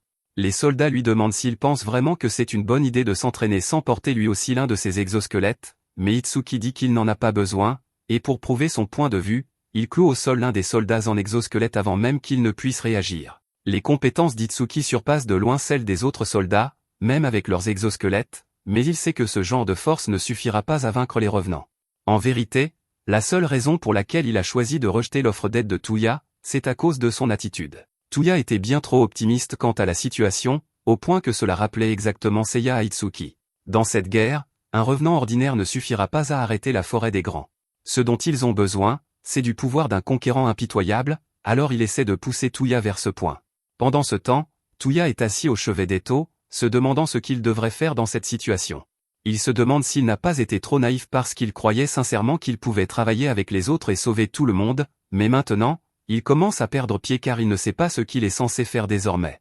Cependant, alors qu'il est au bord de l'effondrement complet, il se souvient de quelque chose que Nohaman lui avait dit il y a quelque temps. Elle l'avait confronté au fait qu'il éteint fréquemment son téléphone pour qu'elle ne puisse pas l'espionner, mais elle n'avait pas eu l'air si contrariée que cela à l'époque. Elle avait dit qu'elle comprenait son besoin d'intimité, mais elle lui avait demandé de lui faire une petite faveur, éviter d'allumer son téléphone en dehors de son jardin à moins qu'il ne soit en grave difficulté. Touya n'avait pas compris ce qu'elle voulait dire à l'époque, mais maintenant qu'il y pense, le jardin de Nohaman est à peu près n'importe où elle peut obtenir une connexion à l'appareil, et comme Itsuki a coupé toutes les connexions externes vers cet endroit, cela signifie qu'il est en dehors de son jardin actuellement, alors il allume son téléphone pour voir ce qui se passe, et à sa grande surprise, un modèle d'IA commence à se charger sur son téléphone à clapet. Une fois l'IA complètement chargée, Nohaman apparaît sur l'écran de Touya, et la première chose qu'elle dit, c'est qu'il a l'air terrible avec ses cernes sous les yeux, ce qui ressemble beaucoup à ce que Nohaman aurait dit avant d'être manipulé. Touya est soulagée de retrouver la Nohaman normale, mais pour être précis, Nohaman explique qu'elle n'est pas l'original. Elle est une copie qui a été créée avec toutes les mêmes mémoires et schémas de pensée que l'original afin de pouvoir fonctionner en cas d'urgence, alors elle dit à Touya qu'il peut l'appeler Nohaman 2. Nohaman 2 a été installé sur tous les téléphones des membres de la forêt des grands par précaution en cas d'urgence, et elle est surprise que Touya ait été le premier à comprendre le mécanisme d'activation, mais il dit que c'était juste une coïncidence puisque Xiang a grillé toutes les connexions externes de la base. Elle s'est retrouvée complètement coupée du réseau de Nohaman, ce qui a permis à Touya de déclencher l'activation, mais passons à autre chose. Nohaman n'a pas une bonne maîtrise de la situation car Eto semble grièvement blessé et il se trouve dans un bâtiment qu'elle ne reconnaît pas, alors elle demande à Touya de lui dire ce qui s'est passé. Touya prend le temps d'expliquer tout ce qui s'est passé, et après avoir analysé la situation, Nohaman 2 informe Touya que tout cela est probablement l'œuvre de Nightingale. Elle a très probablement le contrôle total sur l'ensemble de la forêt des grands, y compris Nohaman l'original, et Touya est absolument choqué car il n'aurait jamais soupçonné Nightingale d'avoir la capacité de contrôler les personnes qu'elle a guéries. Nohaman 2 soupçonne également que Nohaman l'original est tombé sous le contrôle de Nightingale après l'avoir recruté parce qu'elle s'était coupé le doigt pour donner à Nightingale une chance de démontrer ses capacités, et bien qu'elle n'eût aucune raison de se méfier de Nightingale à l'époque, c'était une vraie erreur avec du recul. Cependant, Nohaman 2 dit qu'il y a encore de l'espoir car l'original n'est pas encore complètement sous le contrôle de Nightingale. Après tout, lorsqu'elle a recruté Touya pour la première fois, elle a agi comme si elle ne savait pas qui il était, alors qu'il n'y avait aucune chance qu'elle ne l'ait pas reconnu comme le frère de Seiya. Et elle a également été la première personne à prendre sa défense quand les autres lui rendaient la vie dure à cause de son talent. Touya demande si cela signifie également que le délai de 3 mois était la façon qu'avait Nohaman l'original de leur donner une chance d'arrêter le plan de Nightingale, et c'est exactement à quoi cela ressemble, car réalistiquement, le délai de 3 mois n'a aucun avantage pour la forêt des grands. Si Nightingale avait été celle qui faisait l'annonce, elle aurait probablement simplement donné l'ordre d'attaquer immédiatement, mais comme elle doit donner ses ordres par l'intermédiaire de Nohaman, Nohaman peut interférer, même si ce n'est qu'un peu. Touya se sent vraiment soulagé après avoir appris tout cela parce qu'il se sent beaucoup mieux en sachant qu'il ne se bat pas seul, mais Nohaman 2 lui rappelle que la situation est toujours assez mauvaise. Nohaman l'original est toujours sous le contrôle de Nightingale, et la puissance de calcul de Nohaman 2 est grandement limitée par le fait qu'elle fonctionne actuellement sur le téléphone à clapet de Touya. Cela dit, elle reste une IA géniale et fière, donc Touya peut être tranquille en sachant qu'elle est de son côté. Pendant ce temps, Itsuki reçoit un rapport de l'un de ses hommes l'informant que tous les gouvernements mondiaux sont en train de mobiliser leurs forces pour tenter de retrouver la forêt des grands, et ils ont déjà commencé à éliminer les personnes qu'ils jugent suspectes, et plusieurs primes ont été mises sur la tête des revenants, mais il sait que les revenants ne sont pas le genre de personnes que l'on peut trouver si facilement, même s'il n'y a pas grand-chose d'autre à faire pour l'instant, alors Manami suggère qu'il devrait aussi commencer à chercher. Peu de temps après, de multiples signalements de revenants dans le monde entier sont confirmés tous en même temps, et certaines rencontres ont déjà conduit à des batailles qui ne se sont pas bien terminées pour les humains. Une escouade est acculée dans la forêt, Alors ils décident de former une défense à 3 points pour se couvrir mutuellement en attendant les renforts. Cependant, une seconde plus tard, 2 des hommes disparaissent, et le dernier restant se retrouve face à face avec un revenant terrifiant. À la base, Noamant demande à Tuya comment va Eto, mais Tuya ne sait pas vraiment quoi répondre car il n'y a rien de physiquement anormal chez Eto et sa respiration est stable, mais elle ne se réveille tout simplement pas pour une raison quelconque. Noamant suggère à Tuya d'essayer de l'embrasser pour voir si cela la réveillera, et Tuya n'arrive pas à croire que Noamant fasse des blagues à un moment comme celui-ci, mais elle dit qu'elle était parfaitement sérieuse. Il est scientifiquement prouvé qu'un stimulus externe peut aider un patient à se réveiller d'un coma, surtout s'il vient d'un être cher, donc elle pensait que cela valait au moins la peine d'essayer. Cependant, Tuya n'est pas prêt à faire cela car même si cela fonctionne, comment va-t-il s'expliquer quand Eto se réveillera? Juste à ce moment-là, Tuya entend Eto marmonner de déception parce qu'elle était en fait un peu curieuse de savoir ce que ferait un baiser, mais Tuya ignore mentalement cette partie car tout ce qui compte pour lui en ce moment, c'est que Eto est enfin réveillé. Eto court vers Tuya et l'enlace, ce qui est une énorme surprise pour Tuya, alors il lui demande ce qu'elle fait. Eto dit que ses souvenirs sont encore un peu flous, mais elle se souvient que Tuya l'a sauvée des ténèbres et elle lui en est très reconnaissante. Juste à ce moment-là, Tuya entend un vacarme dehors et cela semble assez sérieux, alors il dit à Eto de rester ici et de se reposer un peu pendant qu'il va voir ce qui se passe, mais dès qu'il est parti, la véritable forme d'Eto commence à réapparaître. Alors que Tuya descend les couloirs, Noamant lui dit que sa réaction était un peu décevante car elle s'attendait à des retrouvailles plus romantiques entre deux, mais Tuya n'a jamais vraiment considéré Eto comme un intérêt amoureux, donc l'idée ne lui a même pas traversé l'esprit. Il finit par trouver Itsuki et un groupe de scientifiques debout autour d'un soldat, et il apprend que les soldats avaient été envoyés pour enquêter sur des endroits où des revenants étaient apparus auparavant. Sur les 10 membres originaux de l'escouade, ce type est le seul à avoir réussi à revenir. Tuya ne comprend pas comment cela peut arriver puisque la forêt des Grands a déjà dit qu'elle n'agirait pas avant 3 mois, mais Noamant pense que les revenants rencontrés n'étaient pas réellement des membres de la forêt des Grands. Manami surprend Noamant parler depuis le téléphone de Tuya et demande ce que c'est, alors Tuya explique tout à propos du programme de sauvegarde de Noamant, et Noamant poursuit en expliquant que tous les revenants ne faisaient pas partie de la forêt des Grands ou de l'armée de Xiang, et ils étaient restés plutôt discrets jusqu'à présent, mais la déclaration de guerre les a probablement poussés à agir par eux-mêmes car ils pensent que ce monde va devenir un monde dirigé par les revenants. Quant aux soldats disparus, tout ce dont le survivant se souvient, c'est que c'est un revenant en cape qui l'a fait, et alors qu'on l'emmène à l'infirmerie, Tuya remarque qu'un morceau de tissu avec un symbole tombe de lui. Itsuki et Manami ont également vu ce tissu dispersé dans des endroits de la ville, et cela ressemble un peu à quelqu'un qui essaie d'imiter le dessin de l'œil de Noamant, mais Itsuki n'a aucune idée de qui cela pourrait être. Cependant, Tuya, quant à lui, a une théorie en tête, alors il demande à Itsuki s'il peut le laisser gérer cela seul. Il explique qu'il croit que les hommes d'Itsuki sont toujours vivants quelque part, et qu'ils ont probablement été capturés comme otages, donc ils peuvent encore être sauvés car celui qui a fait cela en veut en fait à Tuya. Un peu plus tard, Tuya retourne chez lui pendant qu'Itsuki et quelques autres sont postés sur un toit voisin pour fournir un soutien de tireur d'élite si Tuya est en danger. Noamant demande à Tuya comment il sait que ce revenant va se montrer ici, et il mentionne que d'une part, il y a aussi l'une de ses marques placée ici, et d'autre part, il sait déjà qui est le revenant car il s'avère que c'est Einstein. À l'époque où Newton avait reçu l'ordre de tuer Einstein, il avait réussi à reprendre le contrôle de lui-même juste à temps pour dévier son attaque afin qu'elle ne touche que le pied d'Einstein. Il lui avait dit de se dépêcher de sortir de là parce qu'il ne savait pas combien de temps il pourrait rester maîtrisé, et Einstein avait essayé de lui demander de venir avec elle. Mais même s'il le voulait, il ne pouvait pas prendre ce risque car il était toujours sous le contrôle de Nightingale, et rien ne garantissait qu'il n'attaquerait pas à nouveau Einstein même s'il s'enfuyait avec elle. Il a donc choisi de rester derrière pour sa sécurité. De retour au présent, Einstein se réveille dans la base d'Itsuki, et dès que Eto réalise qu'elle est réveillée, elle court la serrer dans ses bras tellement elle est contente de revoir Einstein. Tuya rappelle à Eto qu'elle devrait probablement laisser un peu d'espace à Einstein puisqu'elle vient de se réveiller, et pendant ce temps, il dit qu'il va chercher le médecin. Eto dit à Einstein qu'elle a dormi depuis qu'ils l'ont ramenée hier, et bien que les médecins aient dit qu'elle n'était pas dans un état critique, Eto ne pouvait pas s'empêcher de s'inquiéter, étant donné à quel point Einstein devait être épuisé, sans parler de l'état actuel de sa jambe. Entendre cela rappelle à Einstein la blessure qu'elle a subie, alors elle baisse les yeux et, oui, sa jambe a toujours disparu. Elle avait en quelque sorte accepté ce qui s'était passé là-bas, mais tout cela ressemble toujours à un mauvais cauchemar. Elle dit qu'elle aurait bien besoin d'un peu de réconfort, alors elle demande un moment de câlin avec Eto, mais Noamant aussi intervient et lui rappelle qu'avant cela, ils doivent réfléchir à un plan d'action. Einstein réalise que Noamant a raison et s'excuse d'avoir été distraite, mais ensuite elle réalise que c'est Noamant, et elle n'est pas contente de la voir. Alors elle attrape immédiatement le téléphone et tente de le fracasser pendant que les autres essaient de l'arrêter.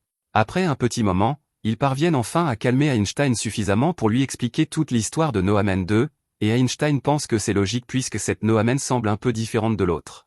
Noamen 2 dit que c'est naturel puisqu'elle est techniquement une entité distincte. Par conséquent, elle est forcément différente de l'original. Cela dit, Noamen 2 est curieuse de savoir pourquoi Einstein a choisi d'utiliser une méthode aussi détournée pour les contacter, mais Einstein dit que c'était juste pour s'assurer que Noamen original ne comprenne pas ce qu'elle faisait.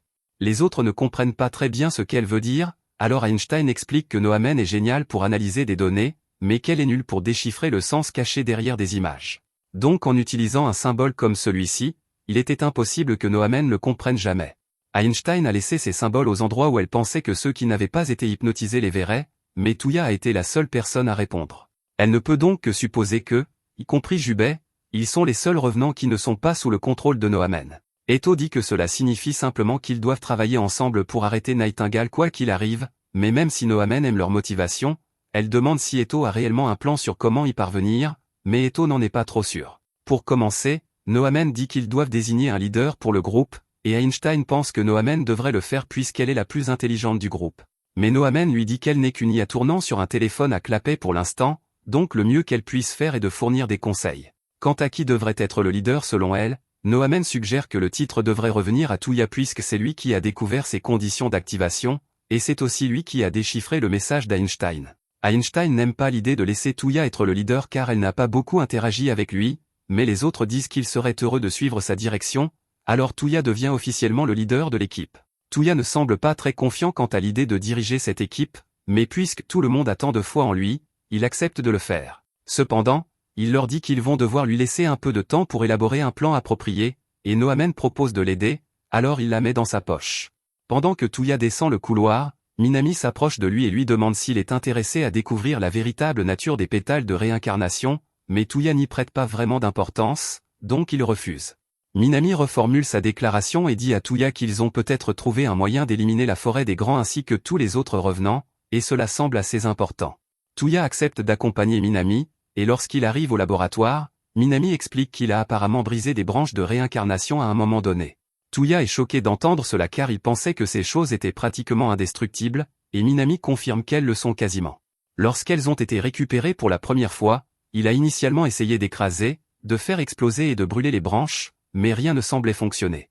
Et dans un moment de frustration, Minami a saisi 2 branches et les a jetées par terre. Par hasard, les 2 branches se sont heurtées l'une contre l'autre, et à ce moment-là, elles se sont toutes deux brisées en dizaines de petits morceaux et se sont transformées en pétales. Minami a ensuite répété la même action avec une autre paire de branches, et la même chose s'est reproduite. Cela lui a confirmé que les branches pouvaient effectivement être détruites, mais la question de savoir comment les branches fonctionnent réellement restait entière. Au début, Minami pensait que les branches pouvaient contenir une énergie infinie, ce qui permet aux revenants d'utiliser leur talent qui défie la physique. Mais après des recherches plus poussées, il a découvert que là où les revenants se battaient, la matière environnante finissait toujours par perdre son intégrité, ce qui l'a amené à croire que les revenants doivent obtenir l'énergie pour leur talent de la matière elle-même. Si c'est le cas, alors peut-être que les pétales dispersés sont ce qui permet aux revenants de rassembler l'énergie nécessaire en premier lieu.